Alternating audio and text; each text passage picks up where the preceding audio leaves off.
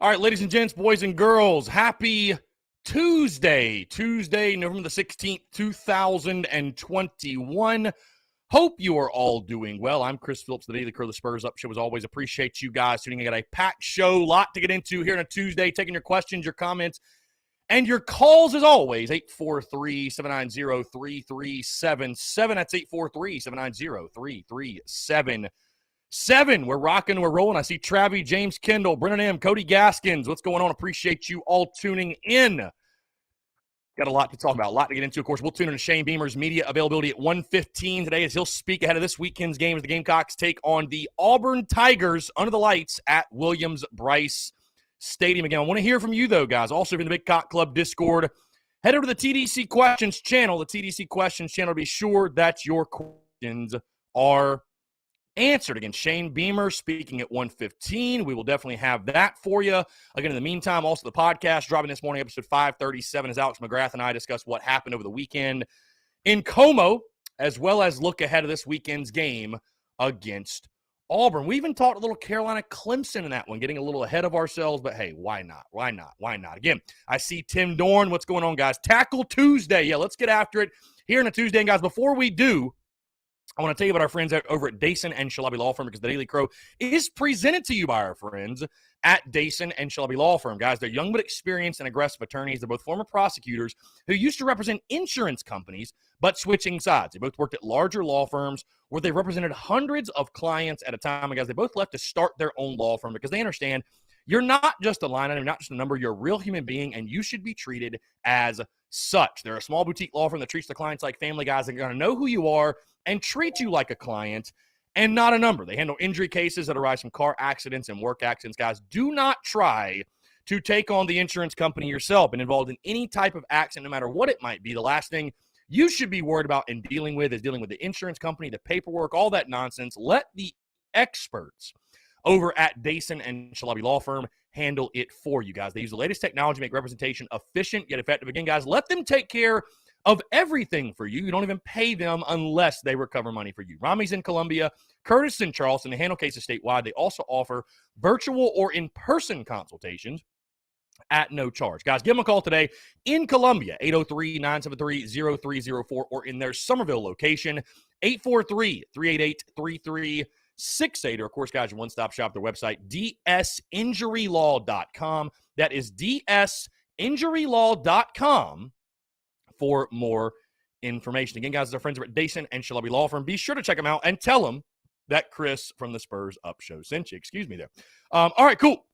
Let's go ahead, get right into it. My guy Lance, hey, it's Bush Latte Tuesday, my friend. Bad week to be a Bush Latte. Bad week to be a Bush Latte indeed. I was thinking of you when I chose this shirt for today. So, yeah, I was just sitting there honestly, like thinking of the tailgate and how crazy this weekend's going to be. I was like, this Bush Gamecock shirt just makes sense today. So, going to be raining Bush Lattes at Seawells. Hope to see you out there. Going to be raining down Bush Lattes. Going to be a really, really good time. Seawells spots 93 to 96, guys. And again, no matter the result, truly no matter the score, I can't wait to be in Willie B. It's going to be an absolute blast. Going to be a ton of fun. By the way, guys, as you see behind me, Merch to the Moon, tsus.store. I'm not wearing this specific hat on accident because many of you have asked. Many of you have clamored for weeks. I have as well. I've been sort of a victim to my vendor, if you will. These black trucker hats, which have been out of stock for what feels like forever, finally back in stock. So all your black trucker hats, these are Richardson 112s, which are the best trucker hats that you can get. They are officially back in stock. So if you've been waiting for these Beamer Ball, we've got black Clem Sucks hats, we've got the Ass Kicking Chicken hats, everything you can think of.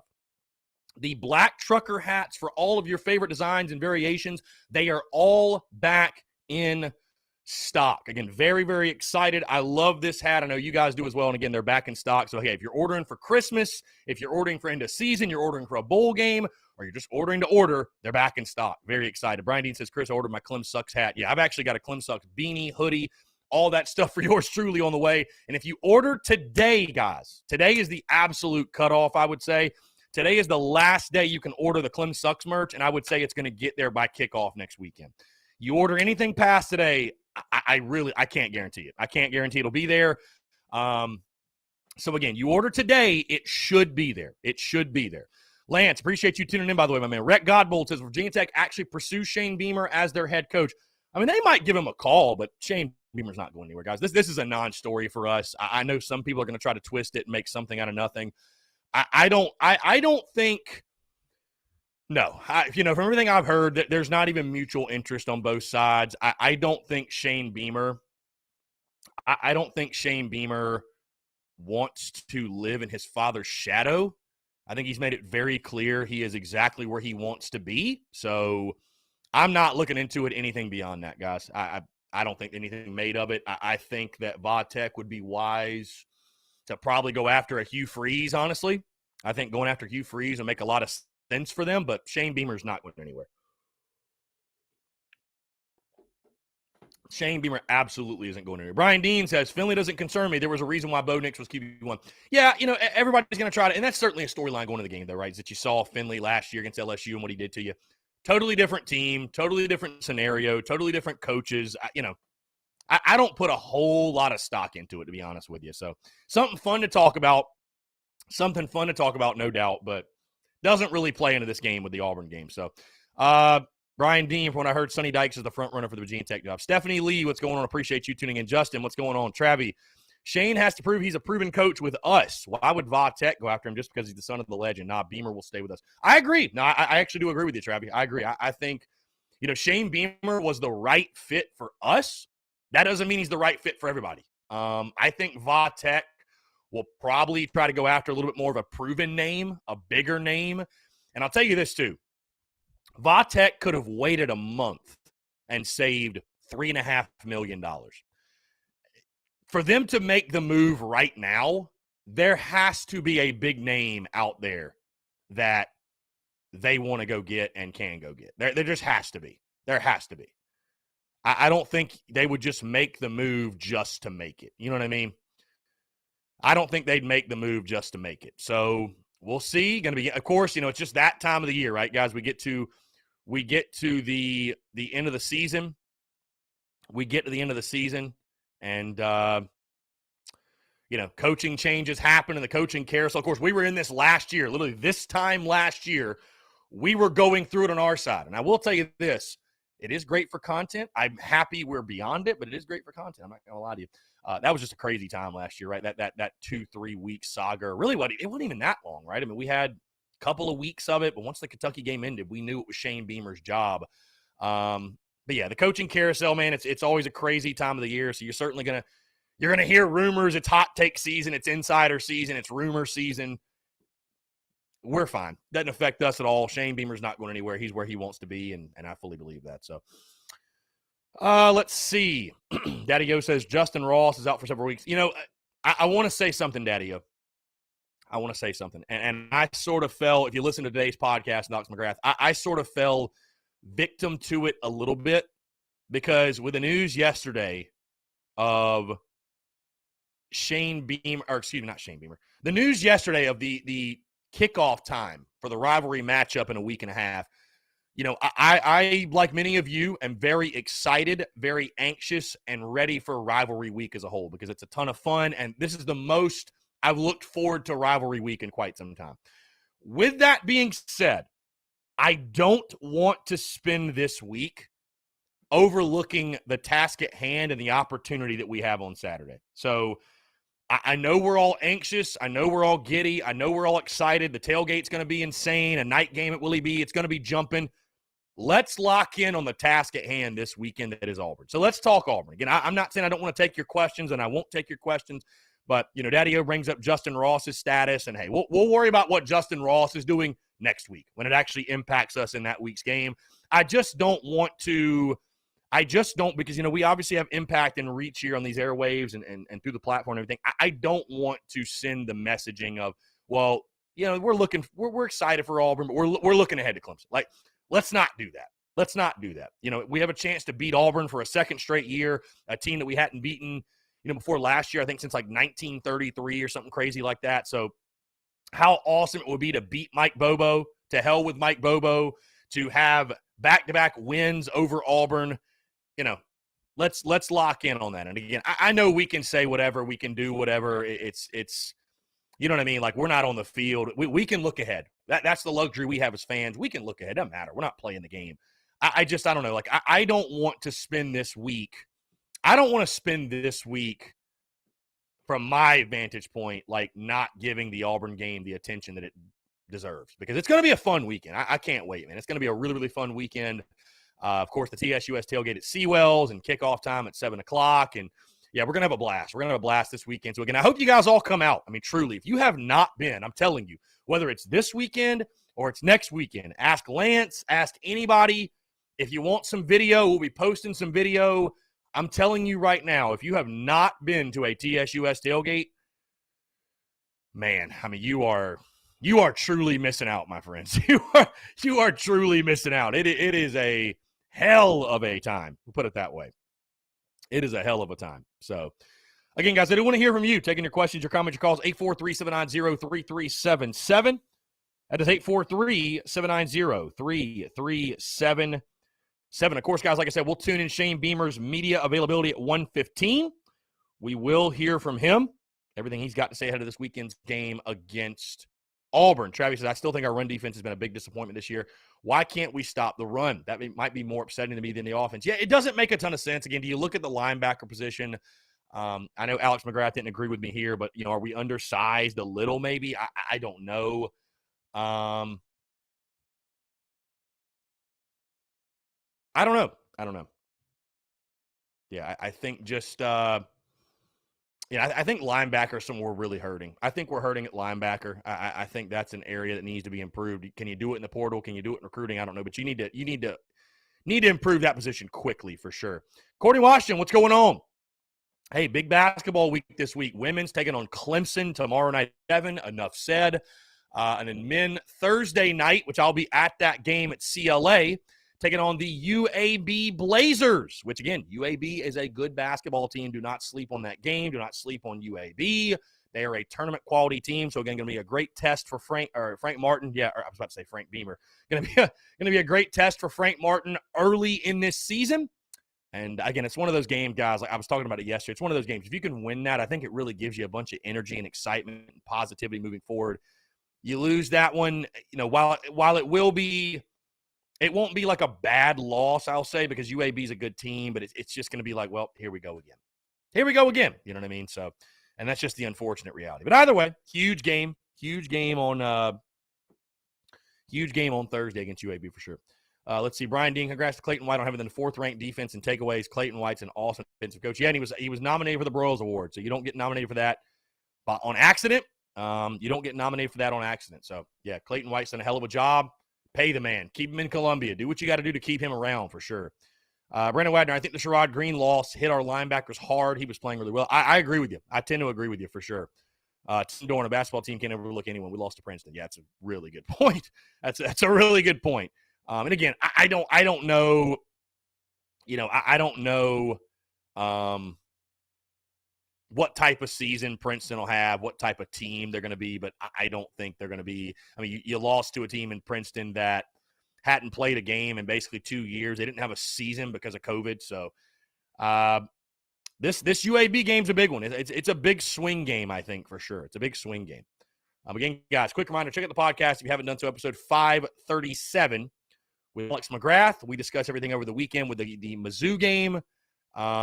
Look ahead to Auburn, recall some of his favorite memories from the Auburn series, all that good stuff. Really, really fun time. Again, a huge week, Auburn week, night game. It will be the final 2 of the season, our night games. And I thought Alex Mcgrath, by the way, guys, had a really interesting take. Because, again, the popular belief, the popular narrative is that we have regressed as a football team. Like many believe that, right? That we've gotten worse, not better. And Alex Mcgrath actually went on record to say that he believes we've improved as a football team. He thinks the team, even in a loss to Mizzou, is better than the one that fell short, or excuse me, even won games against, Troy, obviously Vandy, East Carolina. So I thought that was really interesting. So, again, popular belief is we've regressed. We've gotten worse. I don't know. I don't know that's really the case. And somebody else made the point this morning as well in our Big Cock Club Discord, which, by the way, Brendan M. in the TDC questions channel, this was actually yesterday, but he said, register for spring 2022 classes, physical chemistry in its lab, applied linear algebra, media culture, spring drumline, and undergrad research. Have fun with that, Brendan. That does not sound fun at all. But I didn't love school, so call it for what it is. Let's see. We had somebody. Here we go. James Kendall this morning in our Big Cock Club Discord. He made this point. He said, if you step back and look at the moves Beamer made to keep someone functional under center in regards to activating Zeb Nolan, bringing in Jason Brown, pulling rabbits out of the hat, I feel like this is an underappreciated storyline.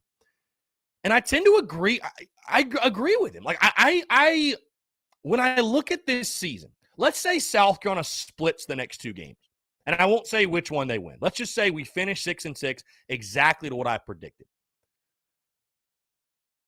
I don't know why I don't understand why the popular narrative around this season, even to this point, well, not even factoring in the last two. We're 5-5 right now.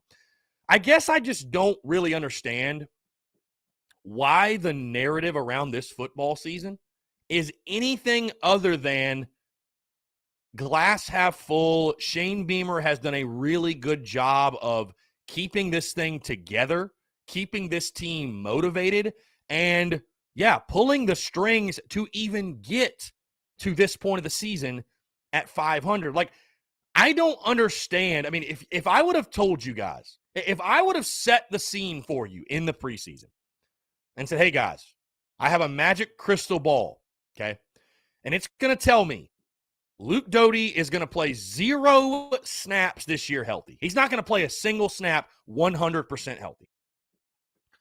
You're going to pull a guy off of the coaching staff, a grad assistant, to be your starting quarterback for a fair majority of your football game. Also, he's going to get hurt. And then Jason Brown, your third string quarterback, is going to take over for the final stretch of the season. I understand there's been disappointments in the run game, the offensive line. I'm not saying there hasn't been. But if I would have only presented those things to you, only the things that I mentioned around the quarterback position, which, like it or not, it's the most important position in football. If you don't have a quarterback, you don't have a chance. Like, if I presented all of those variables to you in the preseason, you probably would have said I would be crazy to have thought this team would make a bowl game. And so I don't understand really why that's not the narrative more so. I understand the turnovers. I understand the penalties. I understand the underachieving, if you will, in the running game. But all things considered, which you have to consider all things, right? All things considered, even with a loss to Mizzou on Saturday, as disappointing as it was, I mean, guys, you're 5-5 right now with everything that's going on. I think Beamer and company have done a pretty good job. If you want to ask me, has it been perfect? Absolutely not. Anyone who is expecting it to be perfect is out of their mind. But I think Shane Beamer, I don't know why that's not the more popular narrative. I don't know why the narrative from Gamecock fans is, well, we should have won this one. We should have won this one. We should be 7-5. We should be 8-4. Guys, I could argue the other way. We got lucky to beat Troy. We got lucky to beat ECU. Thank God we caught a Florida team that had quit. I mean, we could be 3-7 right now, very easily. So, I mean, it's not all doom and gloom. That's all I'm saying. It's not all sunshine and rainbows either, but it's not all doom and gloom. And so I don't understand why that's not the more popular narrative. I don't get it. I don't get it. You know what I mean? So, I understand it hadn't gone perfectly. It hadn't gone to script in some ways. But, again, if you'd have showed me the scores and showed me the South Carolina season at this point, I'd have said, yeah, that actually makes sense. That makes sense for this first year. It does. It does. Makes sense. Mm-hmm. So, I don't know. Just kind of a random thing. It's been on my mind. I just, I don't, and it's not the majority for sure, but I mean, I can't help but see the comments and some of the comments, if you will. I just don't understand, again, like some people's vitriol of, well, if we go 6-6, Shane Beamer, they should turn down a bowl game. Like, what expectations did you enter the season with? And how miserable of a human being can you be to have that type of attitude? I mean, you truly have to be miserable and a complete idiot. Bottom line. You got to be miserable and a complete idiot. I don't know.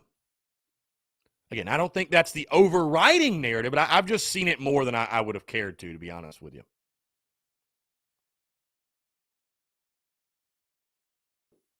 Let's see.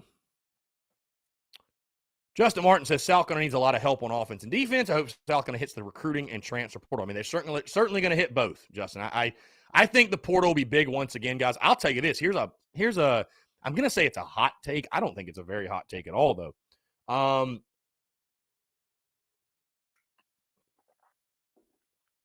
I fully expect South Carolina to pick up a quarterback in the transfer portal. Fully expect it because people can hitch their wagon to Jason Brown. They can. I mean, they can even hitch their wagon to Luke Doty, right?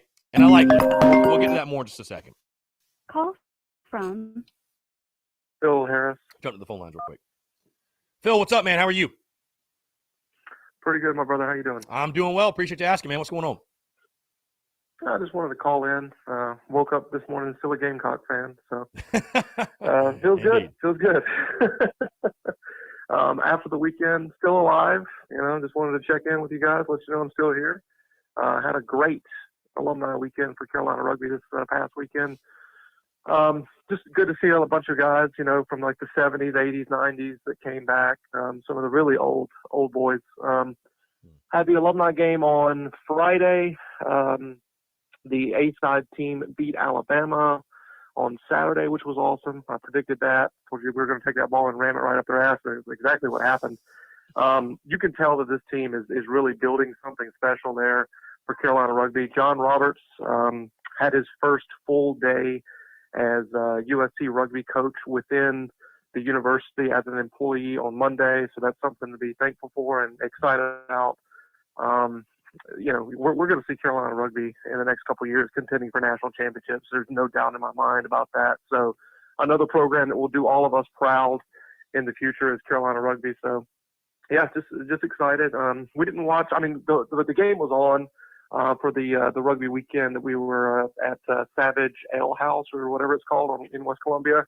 We weren't watching. We were just drinking and stuff like that. But I did notice that we were down a bunch and then came back and lost by 3. So again, like I said, it was a classic Carolina letdown game there in Missouri. Yeah.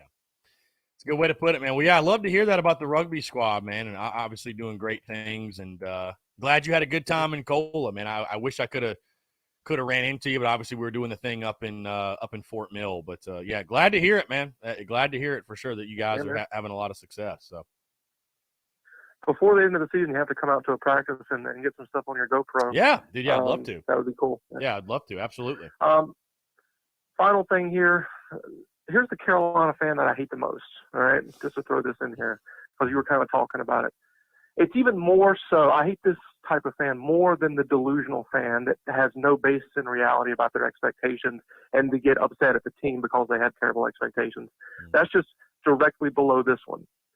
This is the fan that says if we win 6 games, we shouldn't go to a bowl game. Please sit down and shut up. Like, that's just never going to happen. We need that extra practice. The university should get that extra money to go to the bowl game. The kids winning 6 games with this team deserve that reward. So please sit down and shut up. Just because your expectations are way too big for this program and this roster right now doesn't mean that these kids shouldn't enjoy a warm weather game or where the hell they go. And get that extra practice, which they need, just because your expectations are way out of bounds of where this team is. Don't, make the kids feel bad about going to a bowl game because you don't think they should. We shouldn't be rewarding, average player, whatever you justify it with. sit down and shut up. I'm tired of hearing your stupid mouth every year with this crap. If they go to a bowl game, if you don't like it, just shut up. That's what I got to say to those people.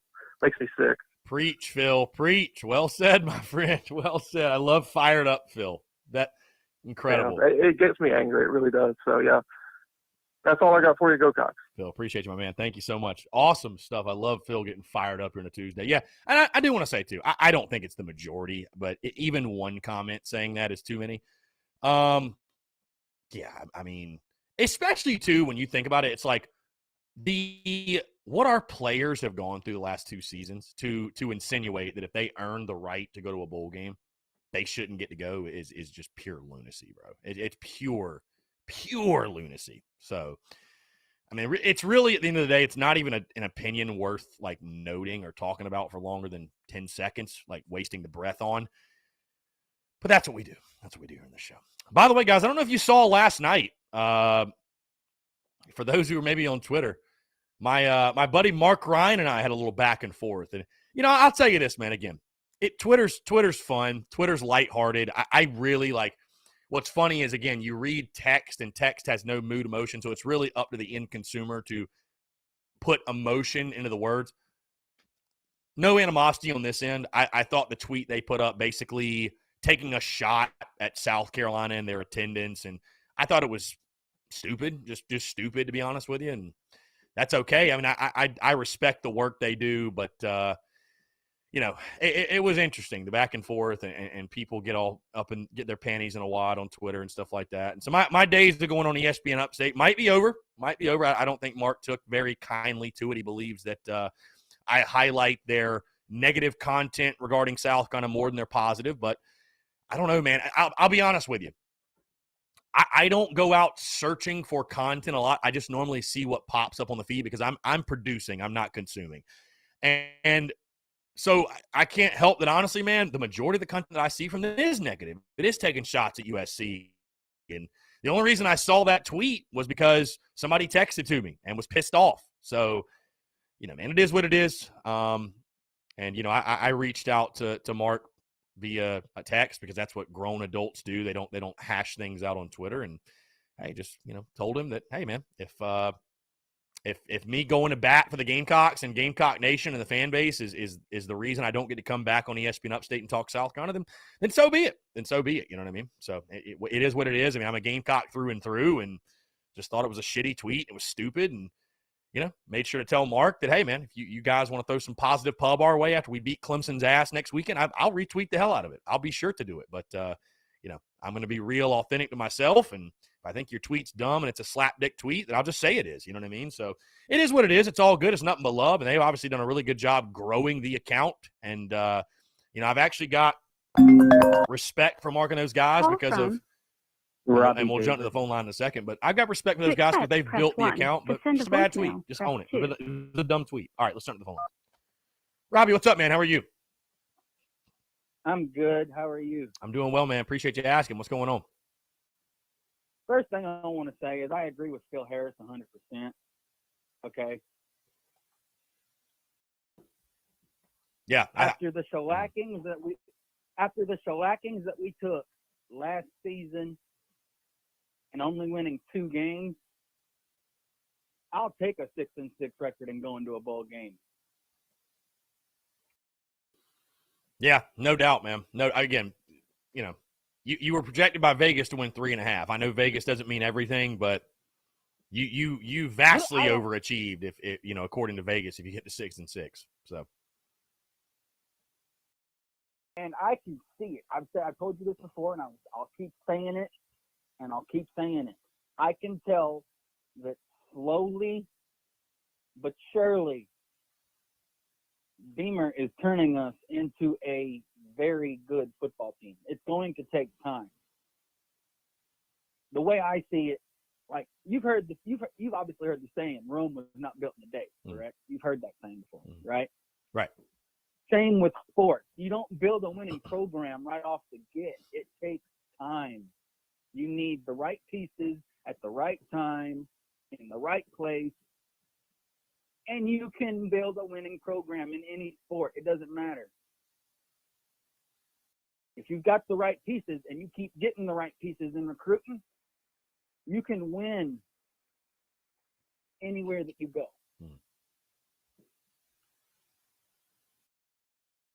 Yeah, I mean, certainly that's what it'll come down to for Beamer. I mean, against year one, it's going to take time. It's going to take a couple of recruiting classes to stack good classes on good classes on good classes, and just build the thing. I mean, it's a process. It's not going to happen overnight for sure. I mean, you can win some impactful games early. I mean, you look at the Florida game. That's a big win. I don't care that you lost to Mizzou. I don't think it cancels out or eliminates what you did against Florida. The name Florida still means a lot. So.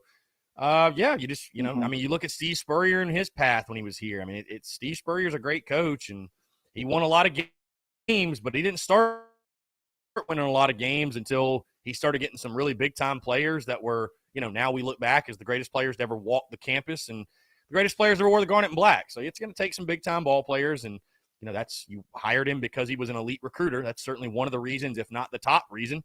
I mean, I have no issues right now with where we are and where the program's headed. And, we're not going to – it's something very similar you hear in recruiting is that we won't know if this recruiting class was successful until 3 or 4 years down the road when they've played, games here and all that.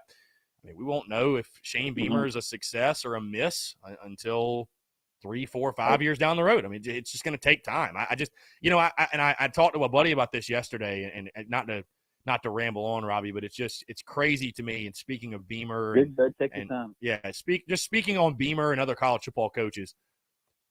Again, I understand the culture of different sports and the culture of college football, and I understand the money is so vast and it's thrown around, but it's like it's wild that coaches are getting like 2 years, 3 years to turn a program around or win big. And I mean, it is nuts to me, man. Like I'm not saying give guys 10 years, right? I mean, you're getting paid a lot of money and you need to see progress, but I know we live in an instant gratification culture for sure, but I mean, man, like I can't believe that some people expected Shane Beamer to just win 8-9 games with a bunch of players that aren't even his. I mean, God, I'm at least going to give Shane Beamer the opportunity to go identify players in recruiting, evaluate talent, bring in talent, develop talent, and then we'll see what we've got. But yeah, that you can't make any conclusions this year, next year, probably even year 3. I mean, that's when you really start to seeing the upward trajectory. But it's going to be time. Again, patience is not a popular word amongst college football fans, but you got to have some. You got to have some. I'll say this, okay, and this is going to taste like vinegar coming out my mouth. I can't believe I'm fixing to say this. But several years ago, Gabo Sweeney was on the verge of getting fired by the higher-up, okay, at Clemson. He was on the verge of getting fired. And look at him now. Yeah, absolutely. You know what I mean? Yep, absolutely. The higher-ups at Clemson wanted him gone. Yeah, especially because he couldn't beat South Carolina, right? I mean, that was one of the driving forces. We gave him butt whooping. Yeah. And I truly believe. Now, was I expecting us to score 40 points on Florida? No, I was not. But we did. Mm-hmm. Am I expecting us to win Saturday and the following week? Yes, but are we probably going to win? Probably not, and probably so. Who knows? When it comes to sport, it's a 50-50 shot. You're either going to win or you're going to lose. Someone's going to walk out of that stadium with a W, and someone's going to walk out with a loss, no matter who it is. Mm. Who knows? The next 2 games, we might play with hair on our, like with fire in on our hair. You know what I mean? Oh yeah, you never know. Or we might play like trash the next 2 games. You don't know. Mm. But regardless of what happens, I can see it happening every time I watch a Carolina game. I can see it happening that the culture is changing. And once we get, like I said, once we get the pieces, I think we can shock the world in a couple of years. Mm.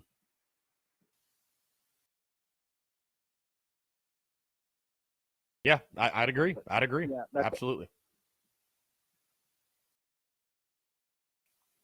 And that's just my own personal opinion. Everyone's entitled to their own opinion, but sometimes just some people need to keep their mouth shut. Indeed. If you can't say nothing nice, don't say nothing at all. That's the way I see it.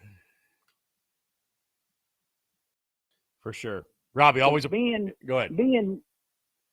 Being mean gets you nowhere in life. I'm just saying.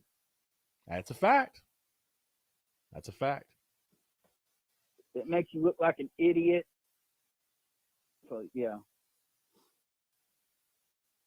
All right, man. You have a good one, okay? Robbie, I appreciate you as always, my man. Thanks so much for calling in.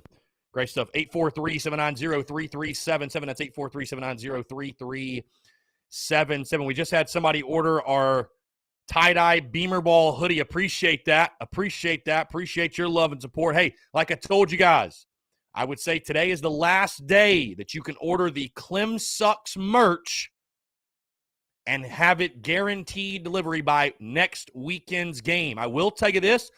I'm thinking about it, working on possibly having Clem Sucks merch at the tailgate. Again, that is not a guarantee, but I will tell you guys this. Again, we're a far ways off from kickoff next year. I do think having merch at our tailgate and at our events and all that stuff, I do believe that is something I definitely want to do. Obviously we haven't kept inventory. It's been much easier to outsource the merchandise, if you will, be hands off. It makes things much simpler for yours truly. But I do think having merch at the tailgate would be really, really cool. So I'll probably be hiring in 2022 a merch person to help me out with all that. But yeah, so again, I'm thinking about possibly, I think at minimum I'm going to have like Clem Sucks stickers to just give away to people because I'd really like to share the Clem Sucks branding. I think it's awesome. I think people really rock with it. So I don't know. Just stay tuned for that. Yours truly got to figure that out. Lance Player, we got way better this season. The turnovers and penalties aside, we're definitely better than we were going in the Texas A&M game. I do agree. Lance Player, I'm so excited for the next two. Despite all the mess that happened last Saturday, we still had a chance to beat Missouri on the road. Indeed. Dylan Prothman, I'm ready for our seniors to be recruited by Beamer and this staff. No doubt. Justin says, back and forth between the Greatest Gamecock podcast and the Kyle Trill. What's up, Rugby Phil? Yeah, Rugby Phil's the man. Let's see. According to Washington, we're in a good place for the football team. I don't think it's as bad as some of our fans making it out to be. According to Washington, I notice a lot of fans get mad at Josh Kendall, so when I go listen and read his context, a lot of the things he says are actually factual. Yeah, Kendall's just a guy that really, really dry, no emotion, not really relatable to fans, and he definitely says some things in a certain way that pisses people off. I wasn't a huge fan of Josh Kendall, to be honest with you, when he was when he was really on the beat. I mean, I know he's still kind of technically, and he's covering the Falcons, right? So he's covering the Falcons for sure. So let's see. We got more. Hey, we love when Robbie Davis calls in. Twan Love Kick says, rule number 1, never trust our offensive line. Yeah, good way to put it. Again, guys, 843-790-3377. That's 843-790-3377. Of course, guys, in case you missed the big news around college football today, Justin Fuente officially canned at Virginia Tech. Again, some people might try to tell you, Shane Beamer might go. I wouldn't look into it at all. I think Coach Beamer is right exactly where he wants to be. I don't see Shane Beamer being a guy who wants to live in his father's shadow necessarily. So I wouldn't look into it. So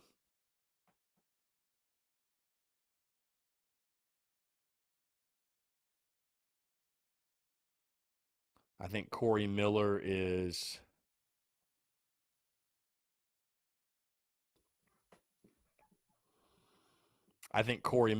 insinuating that, just giving conversation to if he would take it. I don't know, whatever. Call from Brian. All right, let's jump back to the phone lines here. to Brian, what's up, man? How are you? What's going on, Chris? Not much, man. Just hanging out. What's up? There's zero chance that Shane Beamer goes to Virginia Tech. I don't know why people are talking about it. Yeah, I know people just need something to talk about. He's yeah, not it's going anywhere. just the rumor mill, man. I just think it's we went through it ourselves last year when when a job opens up, they just list every single name. It's a possibility, and I mean I can tell you from firsthand experience when you're going through a coaching search. I mean, dude, clicks, views, all that, it's way, way, way, way up. So I think a lot of it is definitely just pandering to, hey, there's just high interest.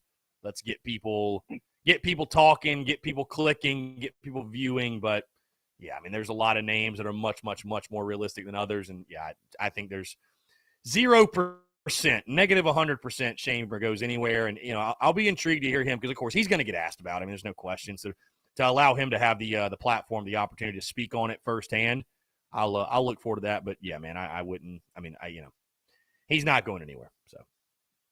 If it was year 3 or year 4, we're still struggling and, maybe his name's being thrown around as like a hot seat kind of thing, maybe I could consider it. But even then, I'm still not sure. So the fact that it's still year 1 is the hardest year of a coaching staff. Right. So you survive year 1, and generally speaking, it's uphill from there, especially, the SEC money, it's hard for other schools to even compare. So I don't know. I don't see it. I don't even see it becoming a potential possibility, much less, a realistic possibility. Right. Yeah, no, I agree. No, it's honestly like the last thing on my mind. So it's just, of course, Virginia Tech opens, the obvious Beamer tie. Outside of that, though, it's got no legs. So. Plus, I think you mentioned it earlier that, if they're going to release their coach about a month early or whatever, I think they have to pay him, $2.5 million more, right? Because they let them go in a month. Yeah, early. no, yeah, they have. They're not doing that for no reason. No, for sure. I think they definitely got their eye on somebody. After. Yeah, they've got their eye on somebody. And I really, really doubt that that's Shane Beamer. So, right. Yeah, I would agree. I want to talk about the Auburn game a little bit. So, I think I want to say we stack up pretty good against Auburn. Considering their quarterback situation, it kind of reminds me of the Florida situation of their offense, where they don't have a reliable passer. That's really where our weakness is. Our secondary, they got some issues. If we can, I think we're going to get a heavy dose of Tank Bigsby, and, he's going to get his yards. We're not going to stop him. There's about zero chance of that. But I think if we can contain him, and we can force them to throw the ball. That's what we did against Florida. We stacked the box, force them to throw. And, they might find some success early. So I'm really hoping that we can, scheme up a little bit against them. I think TJ Finley might throw 2 or 3 picks. I think that might be the difference of the game. He's susceptible to doing that. And, be in the right place, right time. I think we might get 10 points off turnovers. And I think that really could be the push that we need, because I just don't see us scoring a ton offensively. Well, I was going to say the over under in Vegas is 44.5, so they don't expect a lot of points either. Right. So it's one of those things where Auburn, they're kind of like us. Their secondary is suspect. So, and Mississippi State proved that last week, where they scored 43 points, I think it was, on them. And I think that was pretty much all within 2 quarters. So, they defended against it pretty early, but Will Rogers just lit them up after that. It wasn't even a game once it started getting going. Yeah, no, I definitely think sorry, just spaced out there. Now, I definitely think stopping the run, stopping Tank, committing to that first has got to be the game plan. Because as you just saw last week, man, if you're allowing 5-6 yards a pop on the ground, it's just demoralizing for a defense, and it opens up everything else. So, yeah, I think committing to limiting Tank Bigsby and making a guy like Finley beat – and, again, I know people are going to look back to last year, what he did when he was at LSU and just those numbers he put up. But, again, different team, different scenario, different coaching staff, different players in a lot of instances. So, that doesn't really concern me a ton. It's a fun storyline for us to talk about, but actually on the field of play, I don't think it factors in a ton. So, yeah, and I think that, you make a great point. And, our secondary's overachieved all year, and you just hope they have one of those games where, again, we've been so good getting the ball off people and the turnovers and everything else. And, I think if you can limit Tank Bigsby and, just don't get beat by the big play over the top, you know what I mean? Keep everything in front of you and, take calculated risks defensively to get the big interception or rip the ball out. If you can do that. And, hey, they've been doing it all season. I mean, I like your chances for sure. I mean, again, I know people are going to look at Finley like, oh, my God. And, people are going to say, South Carolina, we have a tendency to make backup quarterbacks look like Heisman Trophy winners. But, he was the backup for a reason. So, you'd feel like you like your chances going up against a backup quarterback and night at home. Hopefully the atmosphere can also play a part. But, yeah, I think stopping Tank Bigsby, stopping the run game, that's got to be priority number one for Clayton White. I think last year that was TJ's first start at LSU too, wasn't it? First ever. Yeah, first ever. And because I went to kind of worries me. Yeah, I went to Baton Rouge. I went to Baton Rouge, and I just remember us going in that game thinking that okay, we're gonna scheme them up and we're gonna send pressure and we're gonna blitz, and we just did none of that. So but again, we got a brand new coaching staff. I feel good about Clayton White. He'll have a good game plan ready to go. It's just all about stopping the run, man. Again, you can't allow. You gave up 200 yards to Tyler Beatty, and they had 258 on the ground. You can't let Tank Bigsby do that to you. You just can't. So. Yeah, last year, our defense just sucked last year. It was just pitiful. Just pitiful. There's another way to put it. It's pitiful. Yeah.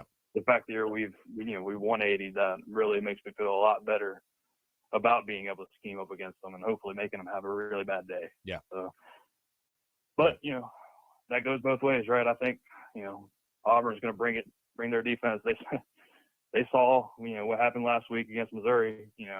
Missouri not having a great defense. You better believe Auburn's watching film and they're going to bring pressure. So I don't think there's going to be many points scored. I think there might be as many defensive points as there are offensive points. Yeah. Yeah, no, it's going to be. I think it'll probably be a lower scoring game for sure. I'll tell you this though, I'm hesitant to take the under. I don't know though. Again, we'll talk gambling tomorrow, but now going to be an interesting game, man. Like I said, I do feel confident. Clayton White, it's funny. I feel like we've been early this week, just still kind of like dwelling on the Mizzou game, but. Yeah, you start to think about the matchups in this Auburn game and how it sets up for South Carolina.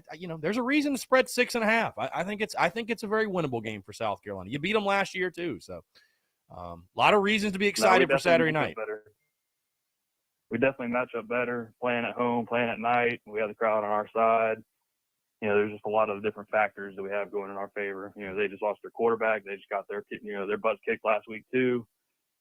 So I think we definitely have a fair shot, and I think 6.5 is probably too much. I definitely see it. And it opened at 10. 4-point game. And it opened at 10. So, and I don't know if that was before the Bo Nix news or whatever, but yeah, I tend to think for sure this is going to be a one-score game. I do. And that a lot of that's probably just because of how bad we are in the national spotlight. And to be fair, they're not wrong. Outside of the Florida game, I haven't seen anything that shows me this team deserves to be less than a 6.5 point underdog. I'm just a biased Gamecock fan.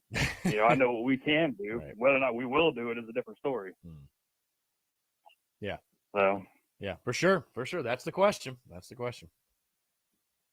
But if we come out and play like we should, have a good game plan, play decent, I'm leaning towards like a 24-20 Carolina win.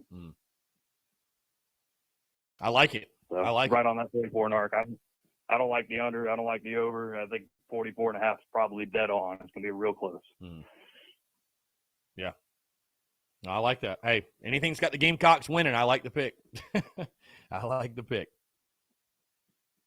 Right on. We'll see how the week progresses.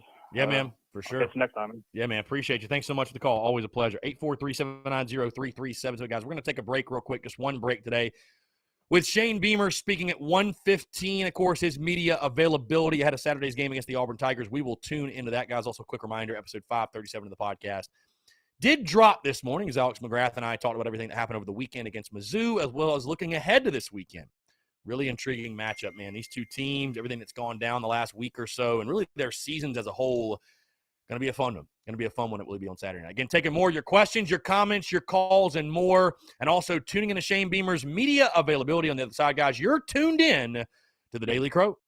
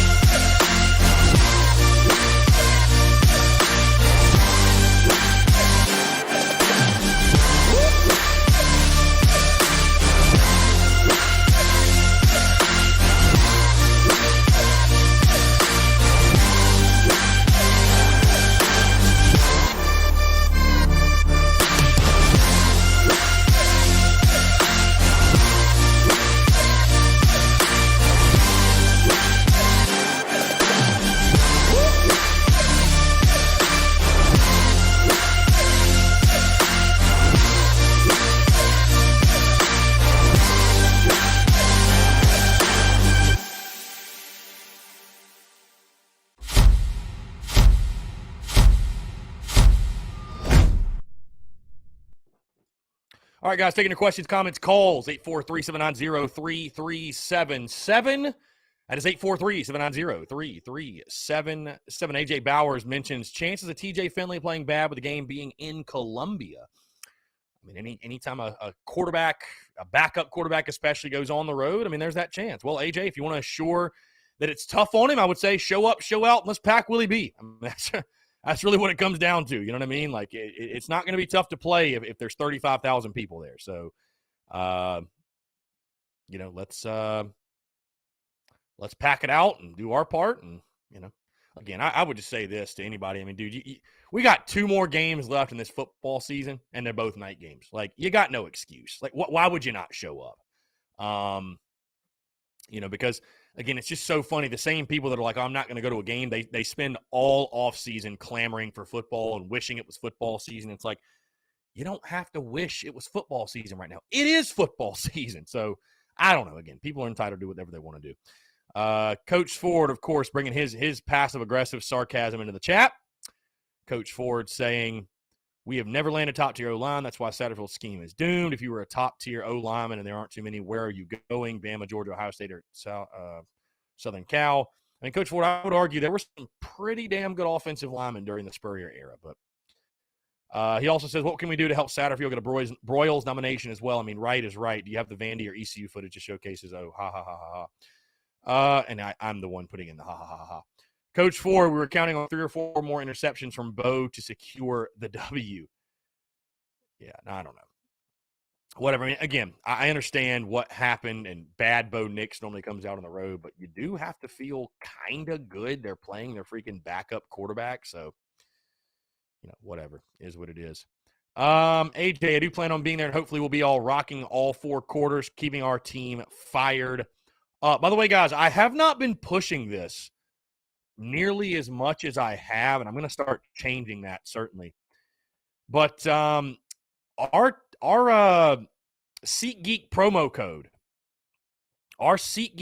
code, is active. It is active. The promo code is TSUS. TSUS is the code to use when buying your tickets. So if you need tickets to Saturday's game, which I'm looking right now on SeatGeek, there are a ton. There's actually no lower level tickets available, which is nuts. On SeatGeek, at least. But tickets are available on SeatGeek. Use the promo code TSUS. You're going to get $20 off your first purchase. $20 off your first purchase when you use that promo code TSUS. So, again, if you do need tickets, hit up our friend at SeatGeek at SeatGeek.com or go download the SeatGeek app to get your tickets today. Again, promo code TSUS. Let's see. Twan Love Kicks. I got 2 tickets for sale for the Auburn game. Inbox me. Anybody needs tickets? Twan Love Kicks. Twan Love Kicks. How can they reach out to you? Let's see here. You know what's funny is yours truly, I'm actually using my 2 tickets for the giveaway, for our giveaway with Dason and Schlubby Law Firm. So I actually need 2 tickets. If anybody's got 2, I'm actually looking for 2 as well. I just normally run into tickets the week of the game, so I'm sure that the same thing will happen. But yeah, I'm looking for 2 tickets in case anybody is trying to dish them. So, anyways, guys, 843-790-3377. That's 843-790-3377. Shane Beamer speaking to the media in 15 minutes, and we will ask him, or we won't ask him anything because I'm not there, but we will tune in and listen to what Coach Beamer has to say ahead of this weekend's game against the Auburn Tigers. And again, guys, I mentioned this, and we'll talk about this more later in the week, but what an intriguing matchup. What an intriguing matchup this is between Auburn and South Carolina, because you talk about 2 teams, and you just wonder, what's the morale on both sides? You know what I mean? What is the morale? Because you've got a team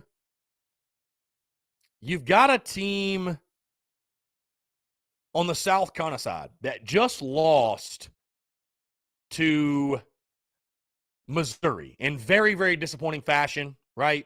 Very disappointing. Then you got an Auburn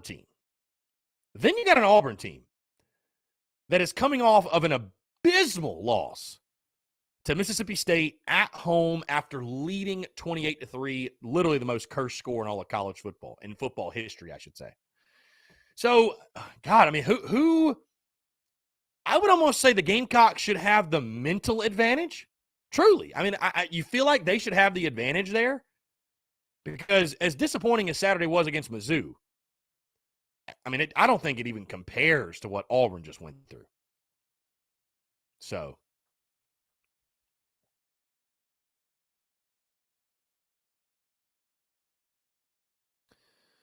again, guys, 843-790-3377. Jeff Sweat says, if you're a government employee or active duty or retired military, please go to govx.com and apply. Tickets are $50 each. So go do that. Travis says, let's just have one positive statement, Coach Ford. We know you have it in you. I don't know that he does. I really don't.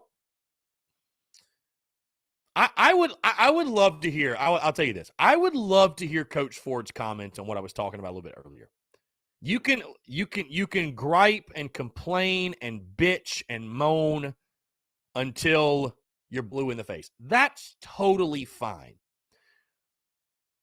But I don't care how it happened. If Carolina goes 6-6, I would love to know Coach Ford's outlook on the season. I'm not talking about, well, I'm disgruntled because if we keep Saturday. No. Just the 2021 season as an individual entity. Like, has this season been some failure to you? Like, I'd love to know. Again, if you think the OC should be, that's fine. If you think the OC should be fired, cool. I don't care. That's not the question. The question's just the scope of this season. How would you grade it, I guess you could say? Because, hey, we're going to hand out postseason grades the week after the Clemson game. We'll do all that. We'll do all that, certainly. We'll hand out those grades.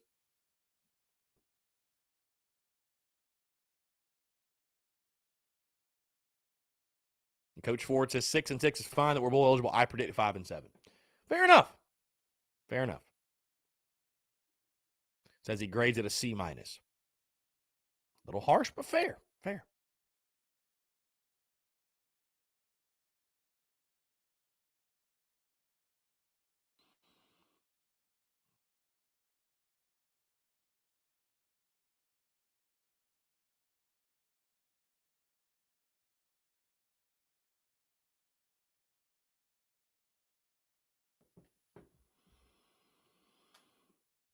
Again, guys, 843-790-3377. Hunter Herlong says, Coach Ford, not all really good athletes in college football were top tier coming out of high school. Got to take what you can get and get the best out of your players. Look at our best defensive player, Jalen Foster, leading the SEC interceptions. He sure as hell wasn't top tier. Coach Ford says 10-win seasons were helped by Alshon and a generational type defense.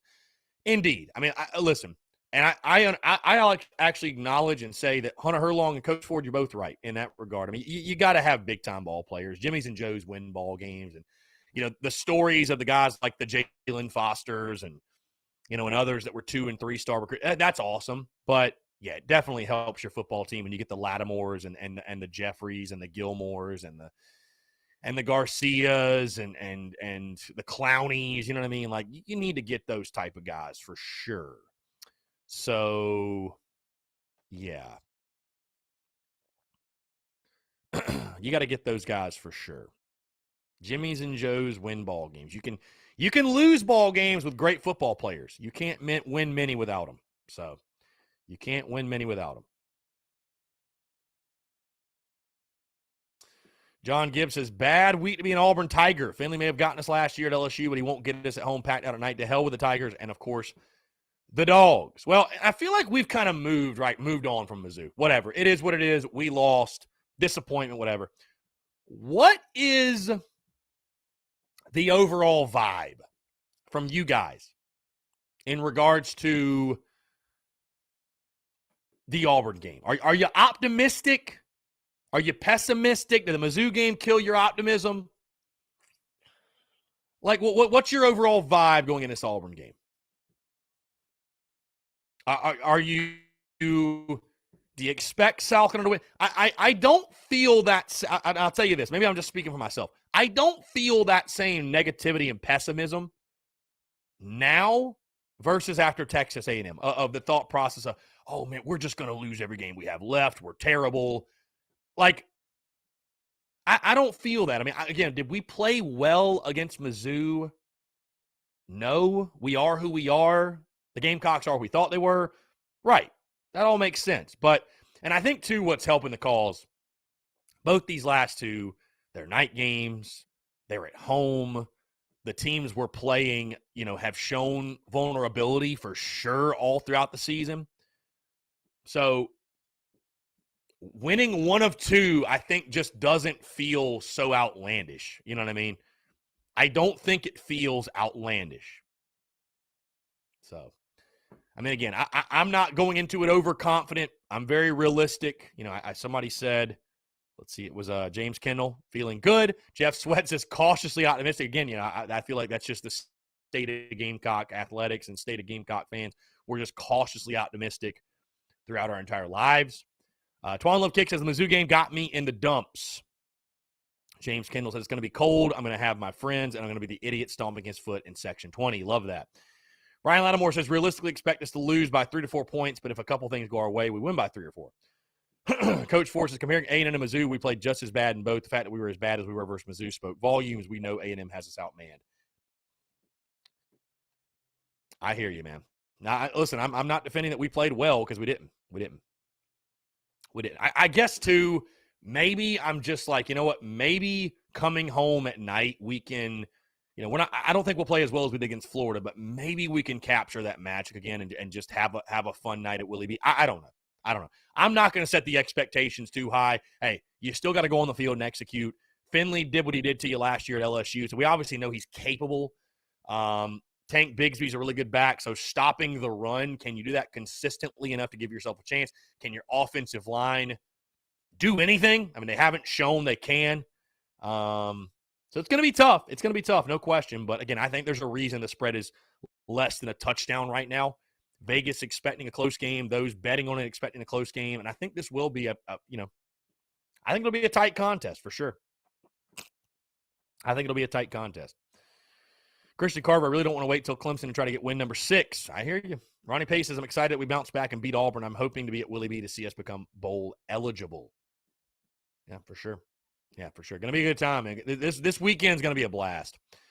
Jeff Gullidge. Depends on which O-line shows up. We have a chance this week and Clemson suck next week. We can be 0-123 going into Clemson game, and I will always believe we can beat them. I hear you. I respect it, man. John Braddock, hell, I could see us being Auburn by 14. Who knows? My expectations are tempered. God, I'd love to see it. I know we all would. Yeah, I'm again, I think a lot of my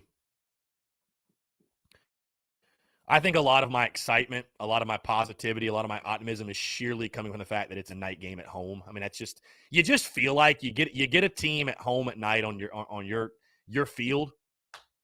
I mean, you gotta love your chances. In my opinion, you gotta at least like them more than if you're going on the road, right? No doubt. So, Coach Ford says Bigsby will run wild. The defense will be dead on their feet after multiple 3-and-outs, plus chasing Finley around. I can see you're very optimistic going in the game, Coach Ford. James Kendall says looking forward to the FU Bobo chant we get in victory formation. Oh, it's going to be a blast. Yeah, Bobo. The amount of Bobo slander is going to be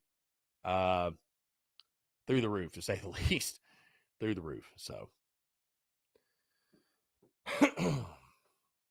again, guys, just got a couple more minutes till Shane Beamer speaks to the media here on this Tuesday, November the 16th, 2021. Guys, I'll tell you this. You know what's really fun, and again, even when we're not in football season, we do stay in a routine for the most part. But it is just fun to go through the weekly routine with you guys. You know, Mondays we have our therapy or celebration Mondays. Tuesday we have the press conference. Then we have our Wednesday, the rest of the week. But it's just fun, right? Wednesdays we have 10 Roof and we talk collegefootballnews.com prediction. And then, Thursday, Friday are kind of just free for all, just kind of giving our predictions and projections and everything else taking call. It's just fun. I just want to say that again. Thank you guys so much for continuing to tune in, support, rock with the content, rock with the show.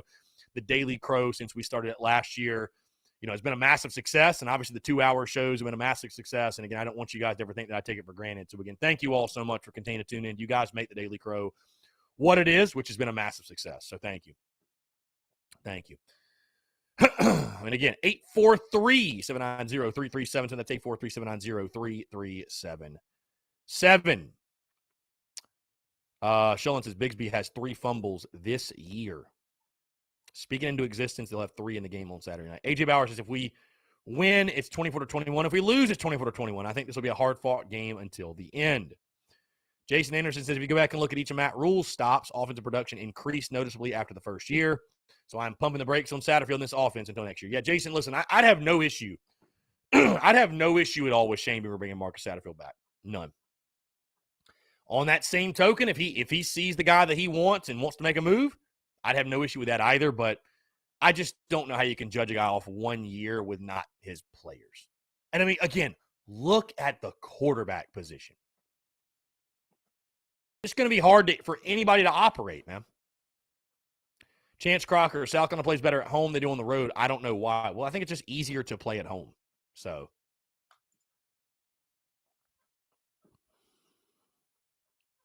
Bryant Hughes, all that shit Bobo talked about, the playing for the name on the front, then leaves. F that guy. John Gibbs says, I feel great. We have 2 more night games against teams that we hate and means something. The last 3 times Clem Sucks has played them, will he be at night? 11, 13, and 17. Have been 2-1 and ass kickings. Will he be at night with a sold-out crowd? Means the world. Indeed. AJ Bauer says, okay, already read that one. 24-21 either way, you're saying. Let's see. Whoops. Oh. Go ahead and share the screen real quick.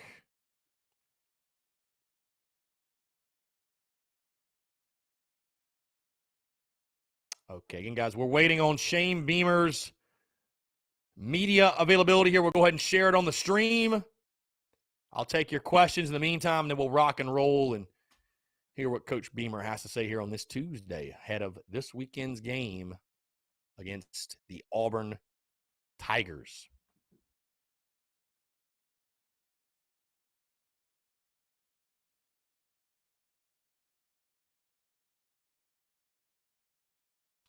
Ronnie Pace says, Texas A&M the only team from the West we haven't beaten. I believe that is correct. I think we've beaten, I'm pretty positive we've beaten all the other ones. So, yep, pretty sure. Pretty sure we've beaten every other team in the West. Have we? Yeah. Have we beaten? I think we have beaten LSU. Pretty positive. So, yeah, I think A&M's the last one.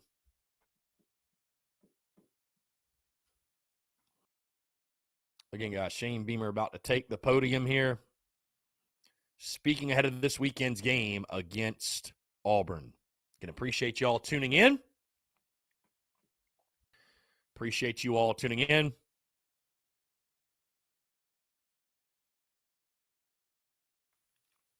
Rocking and rolling. Content bleeding out the eyeballs here on this Tuesday. Content bleeding out the eyeballs, folks. Shullen says, versus LSU, we're 19-2-1. Okay, gotcha. Gotcha.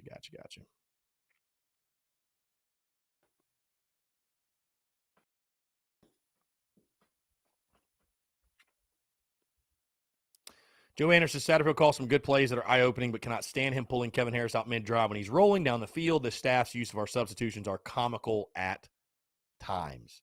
Yeah, it's been a mixed bag at the running back position. The way they sub guys in and out, it is sort of maddening. But you know, I think Quan White should be the feature back personally, man. I think he's earned it at this point. I think the way that Zaquandre White has ran the football, I think it warrants him getting far more carries than he has. I love the way he totes the rock.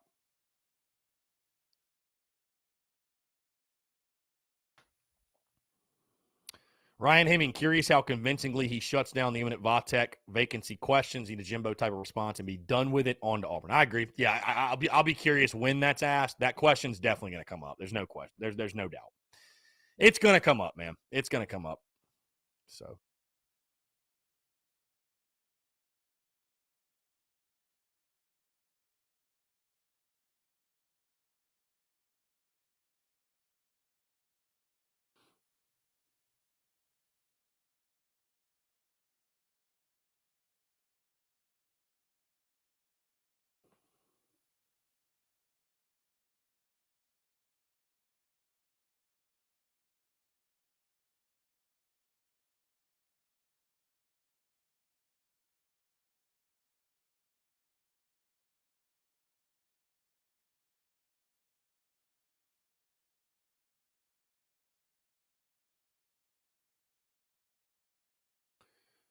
Should be happening any moment now. Any moment now, Beamer going to be speaking to the media. Oh.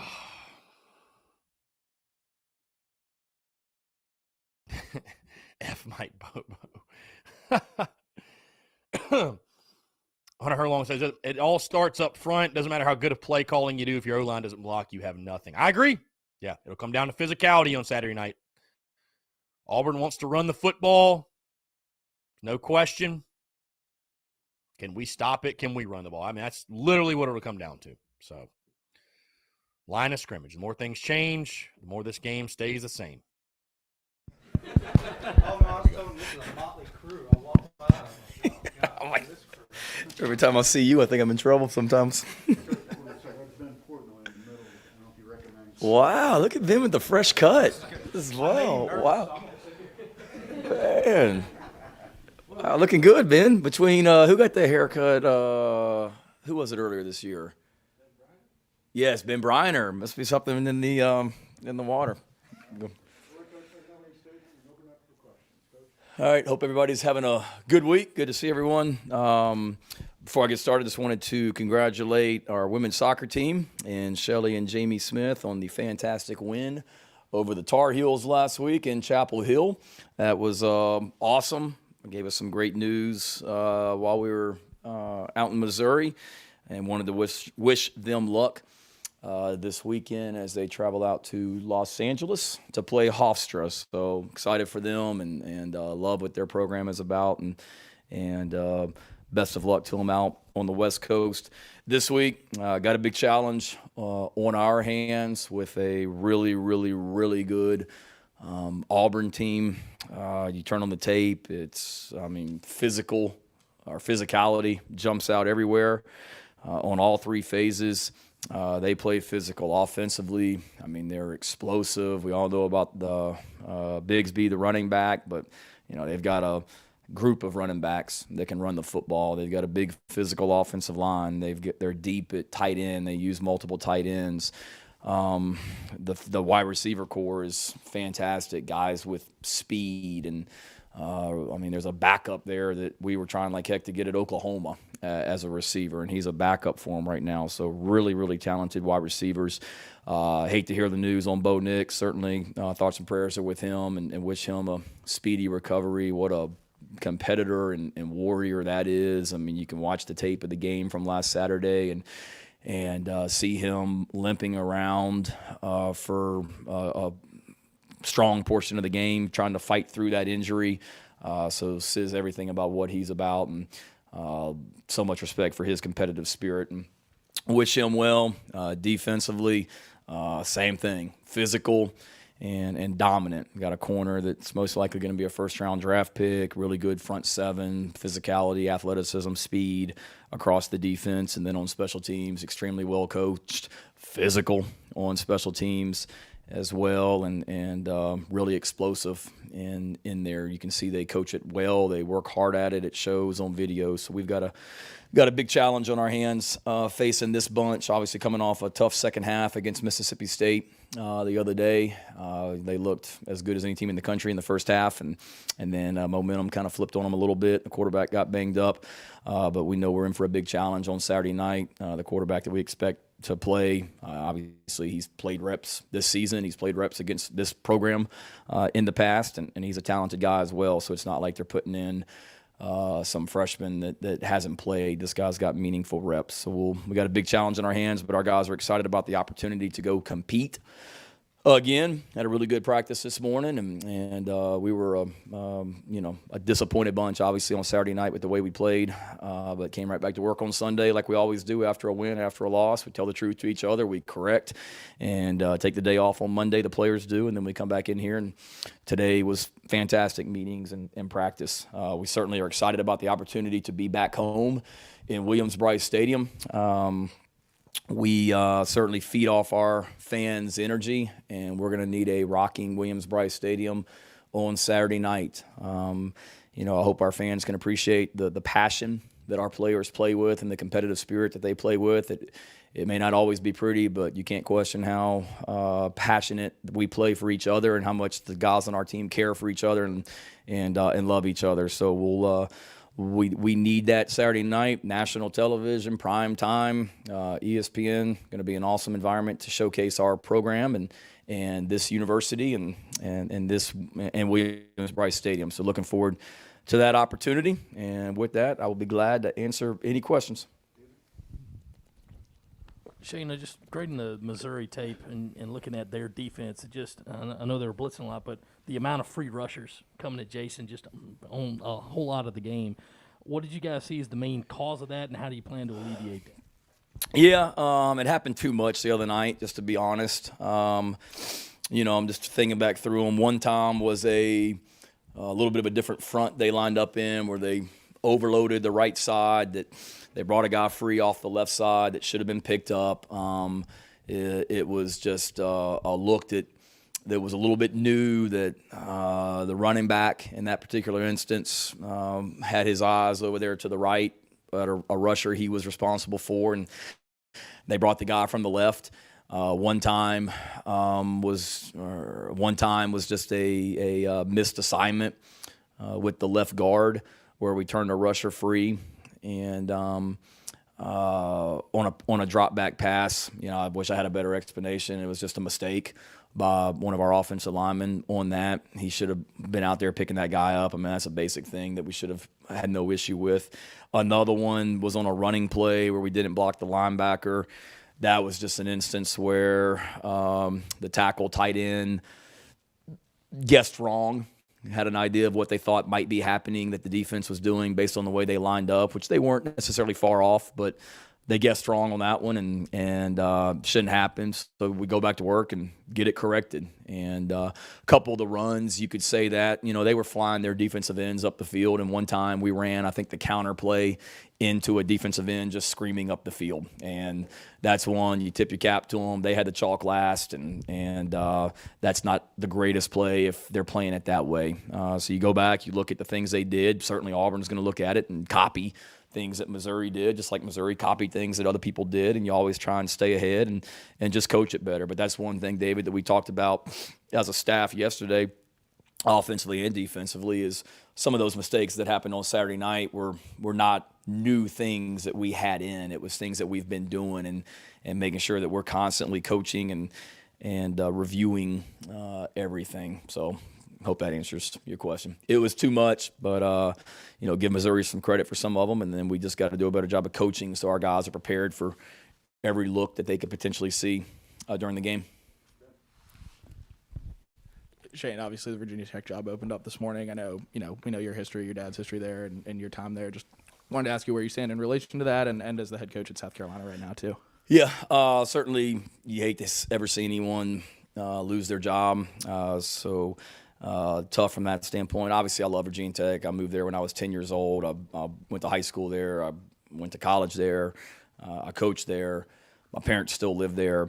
So I have special memories of my time in Blacksburg, and that'll always be, special to me. But this is where I want to be. When I said this was my dream job, I wasn't just saying that to make it sound cool in a press conference or to get the job. This is where my wife and I and my family want to be.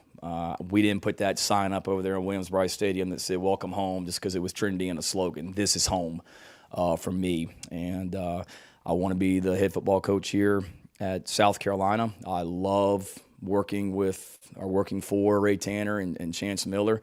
They are fantastic, and we have an amazing relationship. I love this state. I want to live in this state. I love this city. I want to live in this city. I told our team a couple weeks ago, my son Hunter, he's in second grade, I guess. I want him to graduate high school from here in Columbia, and this is where I want to be. We're just getting started. Recruiting is going amazingly well.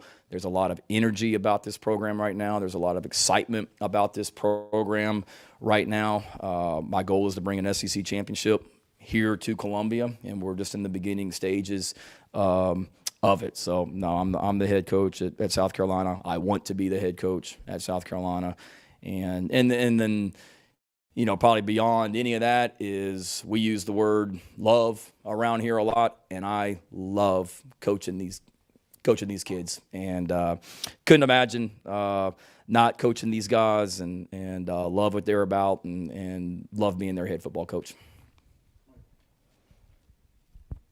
Shane, obviously different coaching staff in comparison to last year, but what can these players take away from having the opportunity last year to go up against a guy like TJ Finley? And as coaches, how much of that do you kind of pry and try to get information from them based on what they saw last year and in comparison to the short and limited time he has so far this season with Auburn? Yeah, you get a they know what he's about, I guess, for the guys that were out there. Two totally different teams, with him being at LSU last year, with the 2020 Gamecocks, the 2021 Gamecocks, the scheme, all that. But they certainly, from a physical standpoint, they know what he looks like in person. They know that he can throw the football. Obviously, Auburn thinks highly of him because there was a time this year where he was their starting quarterback, I guess, and then they ended up going back to Bo Nix. But, if anything, I think it's just the seeing him out there on the field for the first time won't be the first time they see him. I mean, I was at Mississippi State, and we played against LSU and Jamarcus Russell, and the guy looks like Jamarcus Russell out there. I mean, I've never seen him in person, but, I mean, you turn on the video and you see how big he is. He got in there, I think, for 2 plays the other day against Mississippi State at the end of the game. There's video that you can draw on from earlier this season when he played as well. So we'll look at that as coaches and go back and kind of get a feel for him. And I think it's an advantage in some ways for us, but, probably he would say the same thing too. I mean, he knows or is somewhat familiar with our personnel, I guess, also. But again, with him, I mean, he's got 10 really good guys around him as well. And it starts with that offensive line and the group of running backs and tight ends and receivers they have out there also. Coach, you hear players all the time say, we just have to drown out the noise. We heard your players say it earlier today. For you personally, how do you drown out the noise? And is that even possible when you're the head coach of an SEC program? Good question.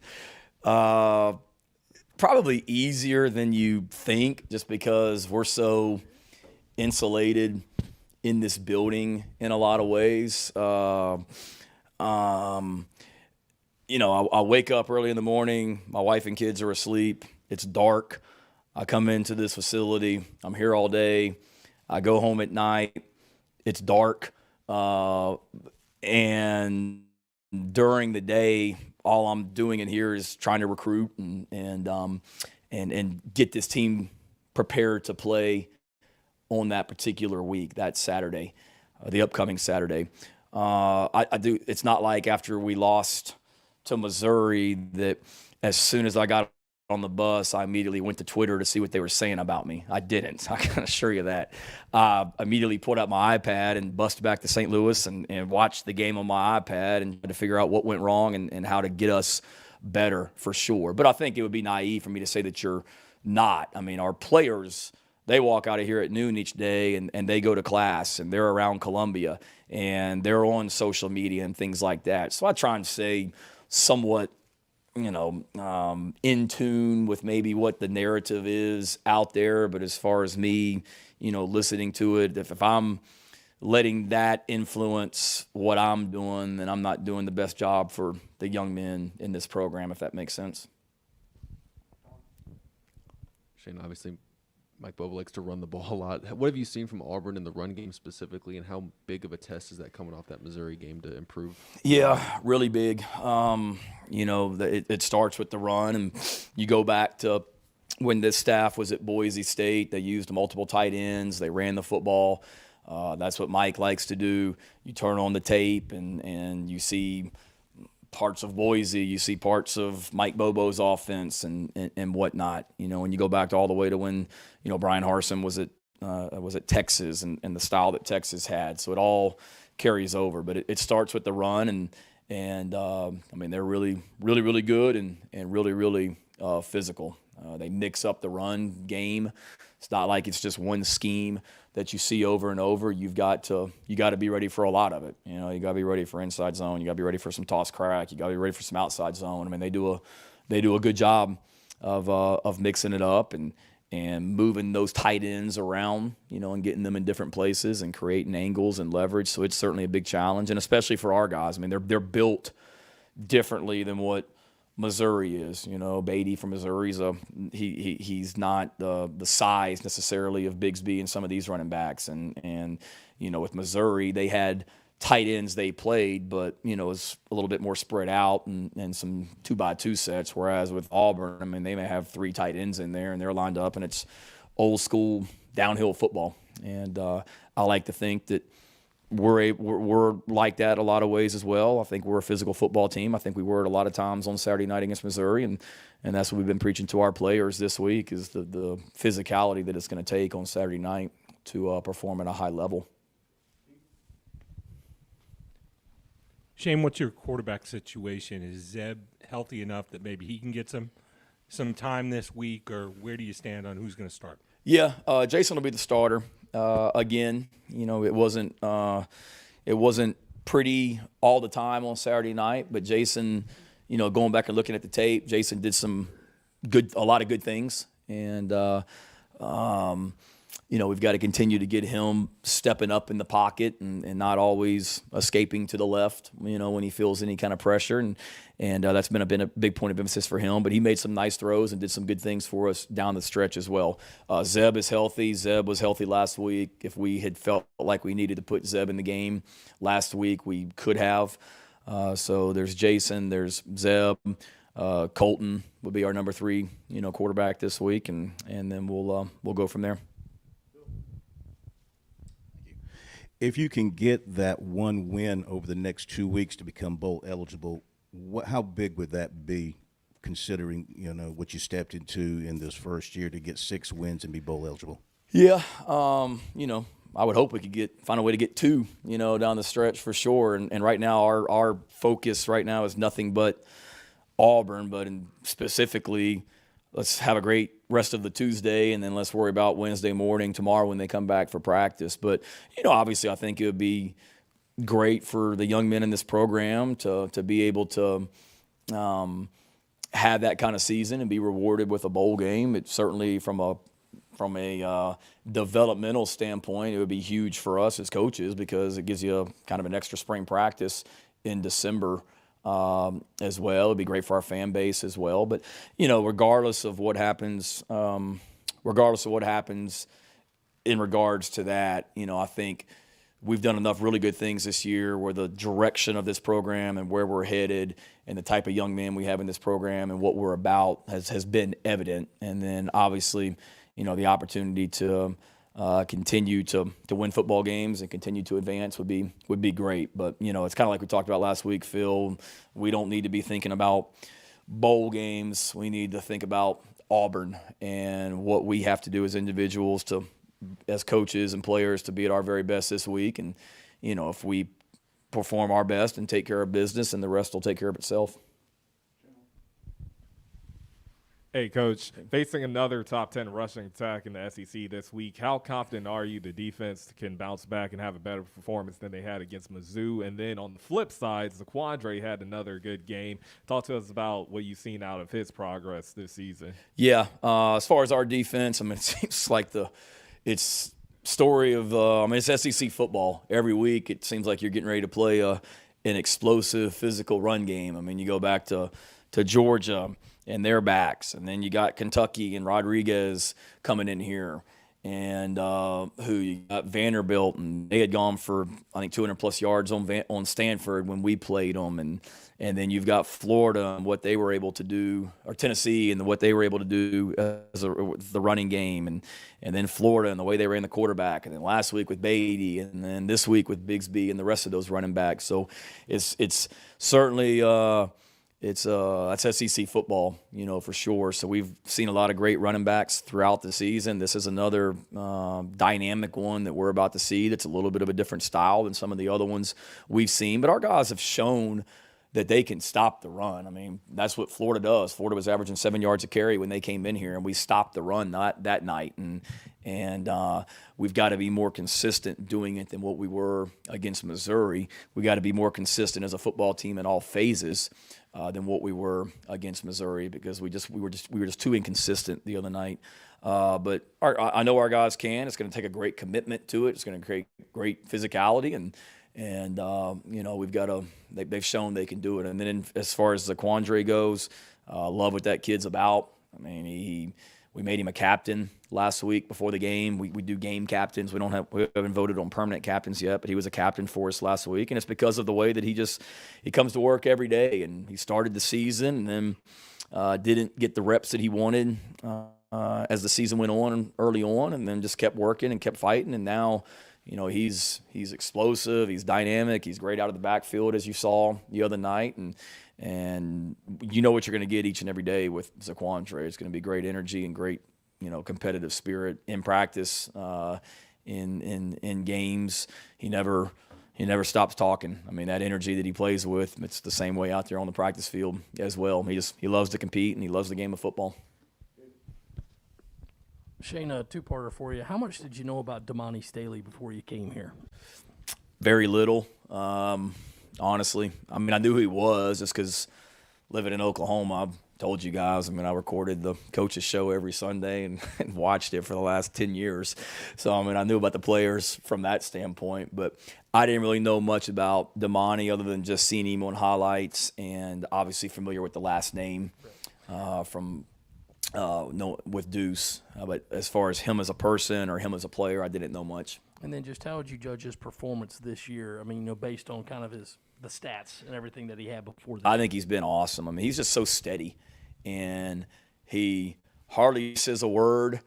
I don't know how many words that he and I have communicated with each other since I've been here. And don't take that the wrong way, but and that's all the players as well. He doesn't say a whole lot, but he's just steady and consistent. And he's made, I think I said it on the teleconference the other night, he's just made so many plays this year. The interception return for a touchdown against ECU, the 4th and 1 stop against Florida. He had a huge play in the Vanderbilt game on their last drive. I think he was a tackle for loss in the backfield, if I'm not mistaken, down there in the red zone. He added on a pressure the other night and got a sack. So he's just steady, he prepares, and really happy for him and the year that he's having for sure, because he's certainly earned it, and he's prepared and put himself in that position. You joked a couple weeks ago before Jason's first start that about 87% of the balls go in EJ's direction. That hadn't been quite that high a percentage. Are you surprised by that? Is it because EJ hasn't been able to get open, or what have you seen there from that? How have you gotten him on the field more? It was him and Josh Van playing the same position for a while, but how have you gone about getting him on the field more?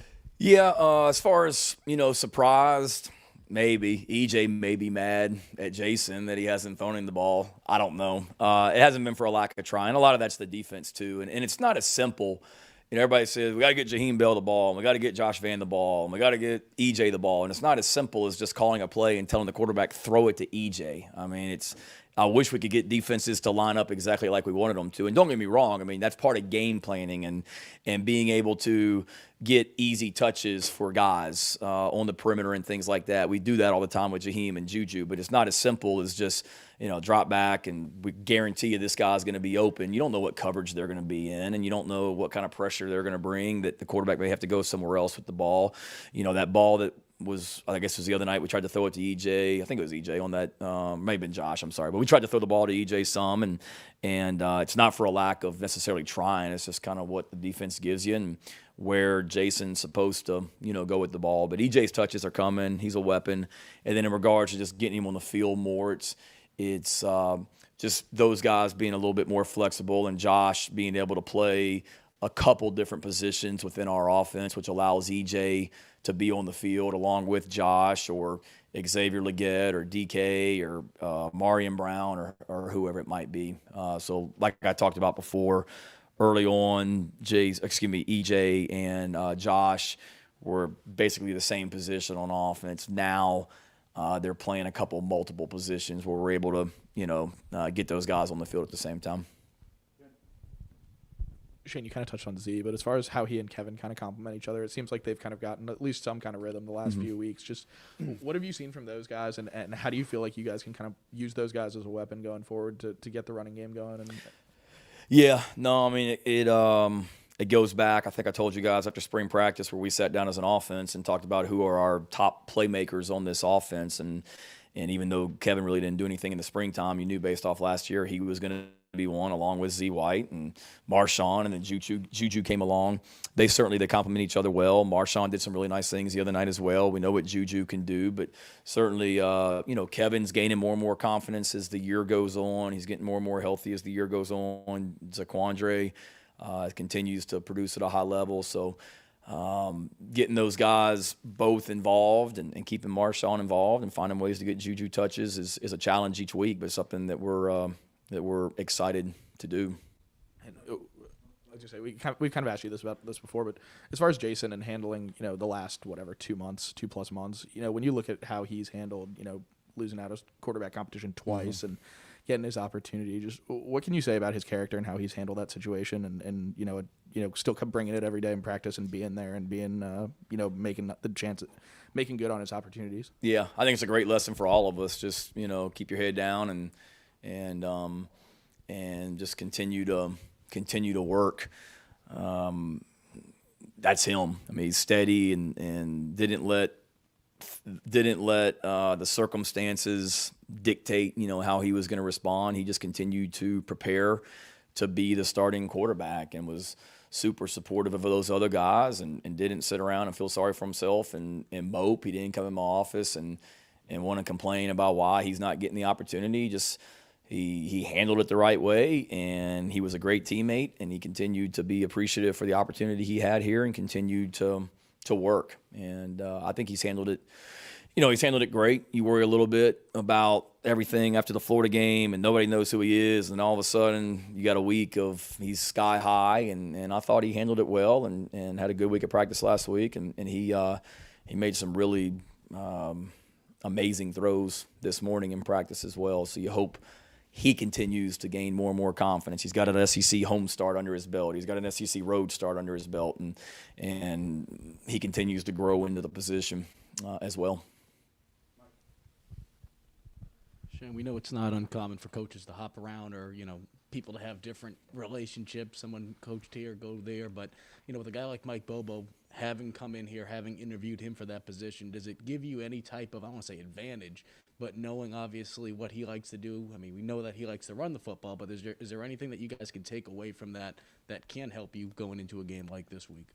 Yeah, I think maybe, some familiarity, but every team is different, and I know what Mike's about, having not just from his time here, but when he was at Georgia as the offensive coordinator, and I was here as an assistant coach on defense, and you know what he's about, what he believes in, and certainly he's working for a offensive head coach whose background is offense as well, so it's a great blend of Boise and Mike Bobo's stuff as well, and Mike's a great coach, and at the end of the day, though, it gets down to the players on the field and our 11 and their 11 executing at high levels. But I don't know. I mean, there's certainly familiarity with things he likes to do and things like that, but it's probably a wash. I mean, he knows our personnel and a lot of that as well.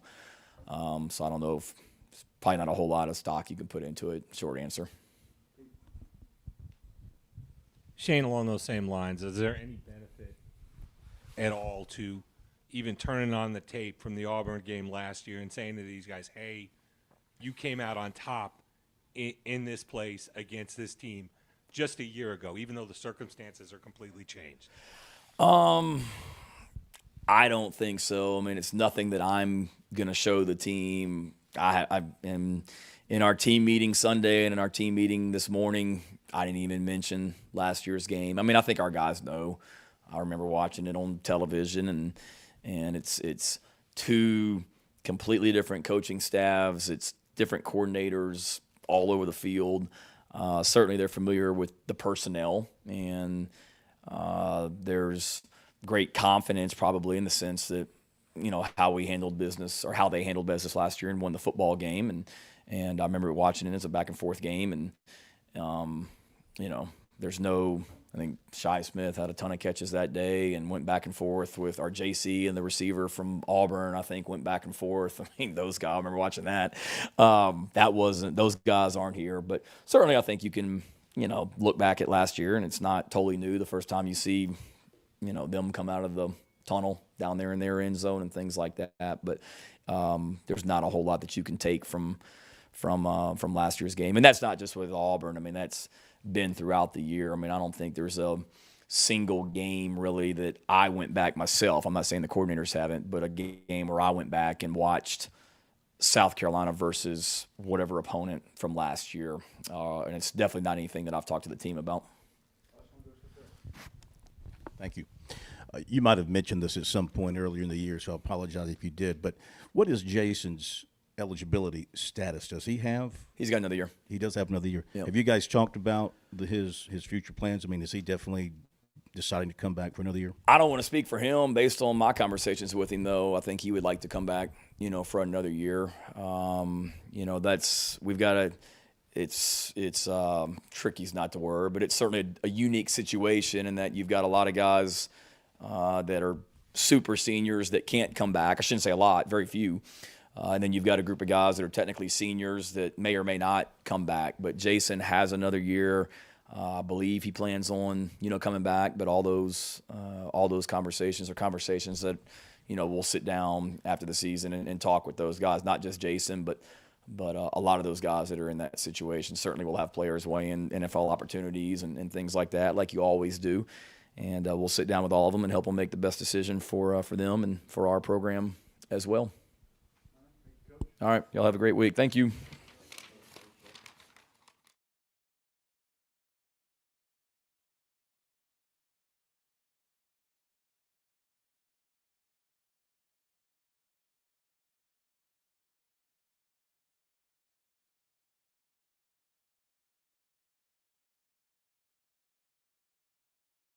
Okay.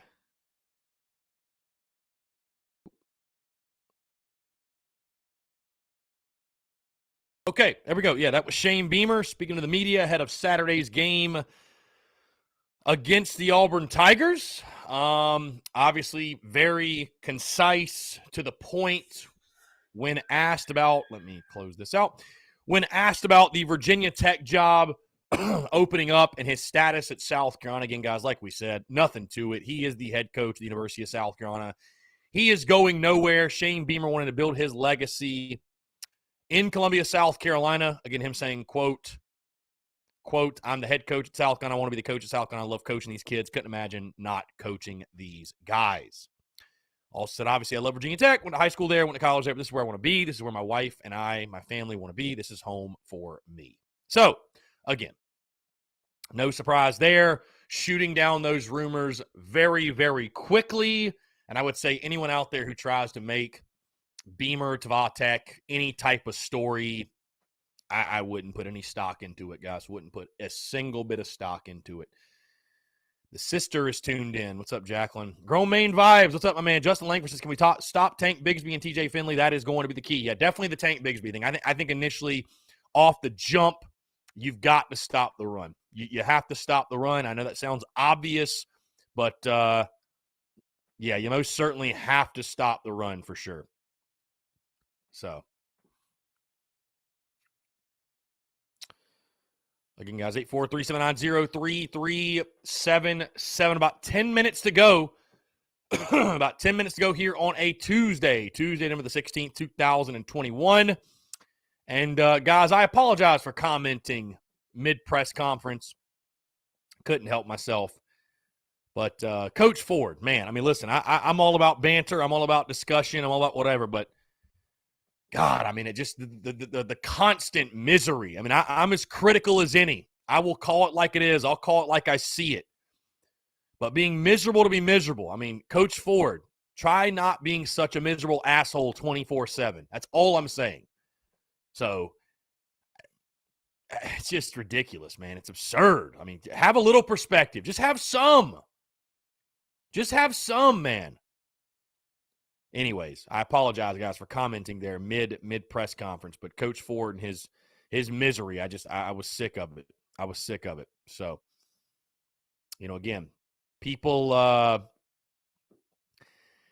to call me negative, want to call me pessimistic, and the way I talk about the Gamecocks, I mean, Coach Ford makes me look like a positive saint. Makes me look like I'm wearing garnet glasses 24/7. So, Coach Ford, if your voice is so great, start your own damn podcast. How about that? Start your own podcast. I would love to see you build the platform up and get your word out there. So, just because you don't want to fire a first-year coaching staff or you're not bitching and moaning when you're 5-5. I mean, that doesn't make you positive or overly positive and garnet glasses and all that. So, Coach Ford, you're the king of the slap dicks of the Daily Crow. That is for sure. So, that is for sure. I don't know who's got the stick up his ass, but it is what it is. Anyways, this isn't the Coach Ford show. This is the Daily Crow. Would love to hear from you guys. 843-790-3377. That's 843-790-3377. One thing you can always get from me, I will call it as it is, and I'm calling it as it is, that if you're just miserable and the only way you can see things is misery at this point in the season and year one of Shane Beamer, then you're a slapdick. That's it, bottom line. Then you're a slapdick. Things aren't perfect. Things will shift after the season is over. There will probably be some changes. There will probably be some adjustments made within staff. And, again, if you didn't like the hiring of Shane Beamer, if you don't believe he's the best fit for the job, then my points are falling on deaf ears anyways. And I'm not saying, again, I'm not telling you to be positive. I'm not telling you that because I don't do that.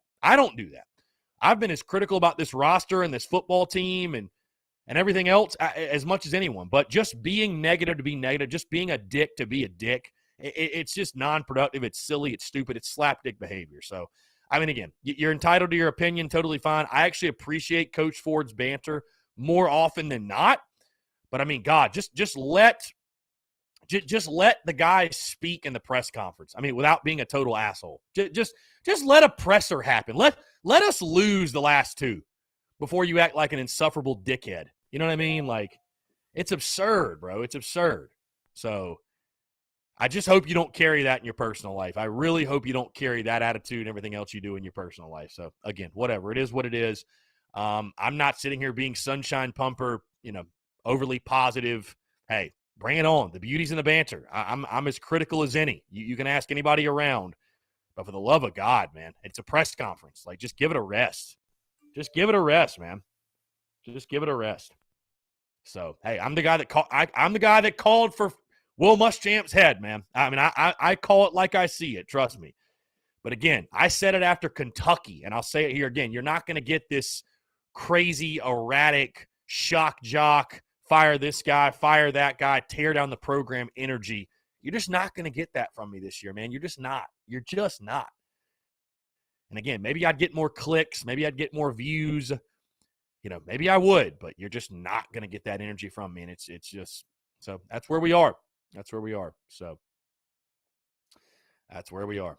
So Coach Ford, you can't say anything positive without Coach Ford thinking it's sunshine pumping, garnet glass. Again, Coach Ford, you're a Gamecock fan. We're 5-5.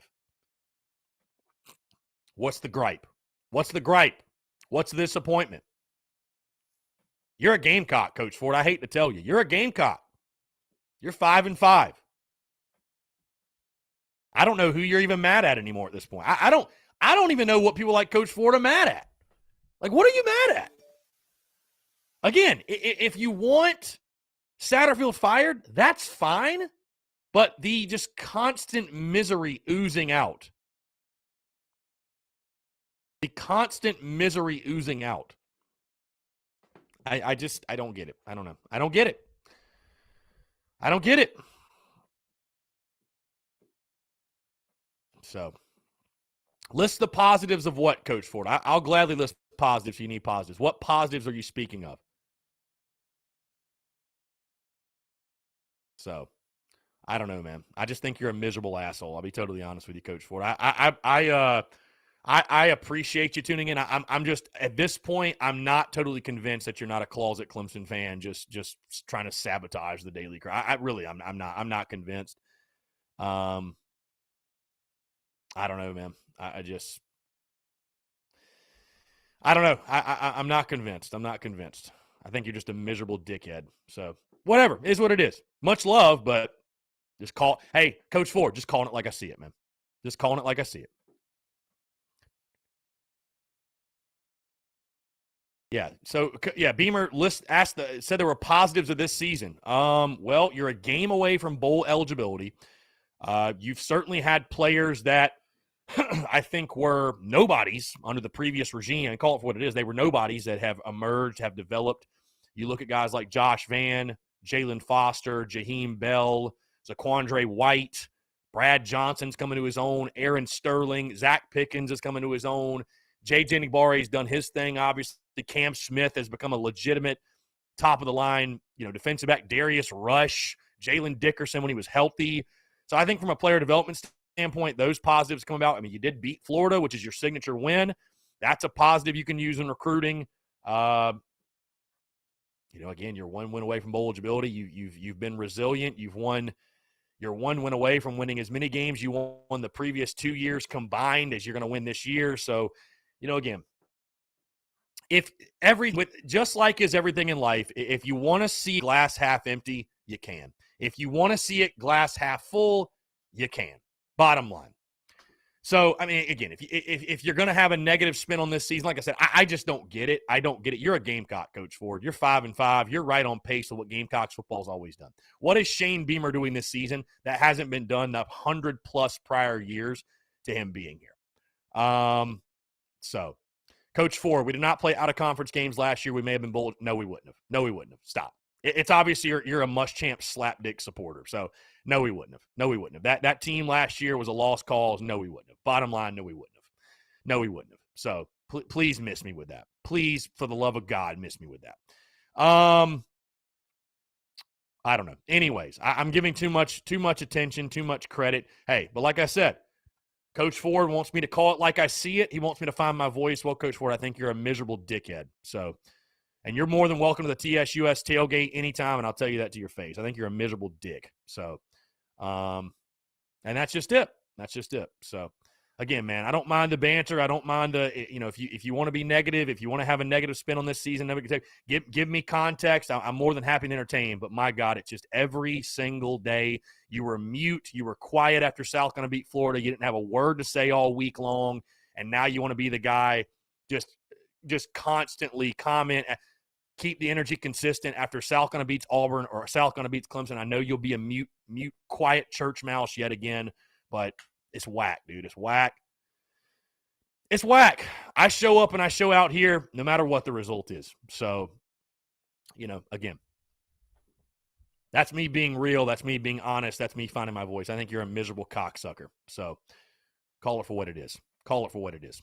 So, let's see. Justin Langford sacked Kevin Harris. Kevin Harris was 1,000-yard back against just SEC competition last year, and this year Mizzou's Tyler Beatty is the 1,000-yard back. Yeah, Beatty's having an incredible year. Again, he is this year basically is Kevin Harris. The way he's been running the football, I mean, you got to tip your cap a little bit, man. You got to tip your cap a little bit. The way he ran the football, incredible player, and yeah, we couldn't stop him. So you got to do a better job against Tank Bigsby, no doubt. You got to do a better job against Tank Bigsby. Yeah, no question. So, again, guys, as we close here, I don't like to spew negativity. I don't entertain negative energy. But, yeah, I just had to say that. So I apologize for bringing that into the chat. I apologize for bringing that into the feed. But, hey, Coach Ford, I call it like I see it, man. That's why I get paid to do it, and you watch. So that's why I get paid to do it, and you watch, Coach Ford. Like I said, if you think your opinion's all that great, you can start your own podcast and, call it the Coach Ford Show. I don't know, whatever. Either way, guys, though, again, appreciate y'all tuning in. Seriously, though, even Coach Ford, I appreciate everybody that tunes in, leaves the banter, leaves the questions, leaves the comments. At the end of the day, we're all Gamecocks, and we all want the same thing. We might have different opinions on how to get there, but we do all want the same thing, bottom line. And whether some of you are insufferable at times or not, whether I'm insufferable at times, we all bleed garnet and black. We'll all be cheering on the Gamecocks come 7 o'clock Saturday night, and that's what the focus should be. So, again, guys, I do say, again, I don't take it for granted. I'm grateful for each and every single one of you that tunes in, that shows love, shows support, that asks questions, that calls in, that engages. Truly means the world. And, no, seriously, man, I appreciate you guys, love, support, and everything you guys do, rocking and rolling with the Daily Crow, rocking and rolling with the content. content bleeding out of the eyeballs, man. Really, really enjoy it. But again, we're going to have a great week. Got a lot of content coming, so stay tuned. Again, check out the podcast if you have not done so. The drop this morning, episode 537. Again, apologize for the last 10 minutes or so with some of the negativity that might have happened, but I call it like I see it, man. Bottom line, that's it. Again, appreciate you all tuning in, folks. Again, check out the podcast if you haven't. Stay tuned to all the content. Tons of content coming your way. And, podcast, Daily Crow rolling all week. You guys know the drill. Folks, have a great rest of your Tuesday. I'm out. We'll talk to you tomorrow.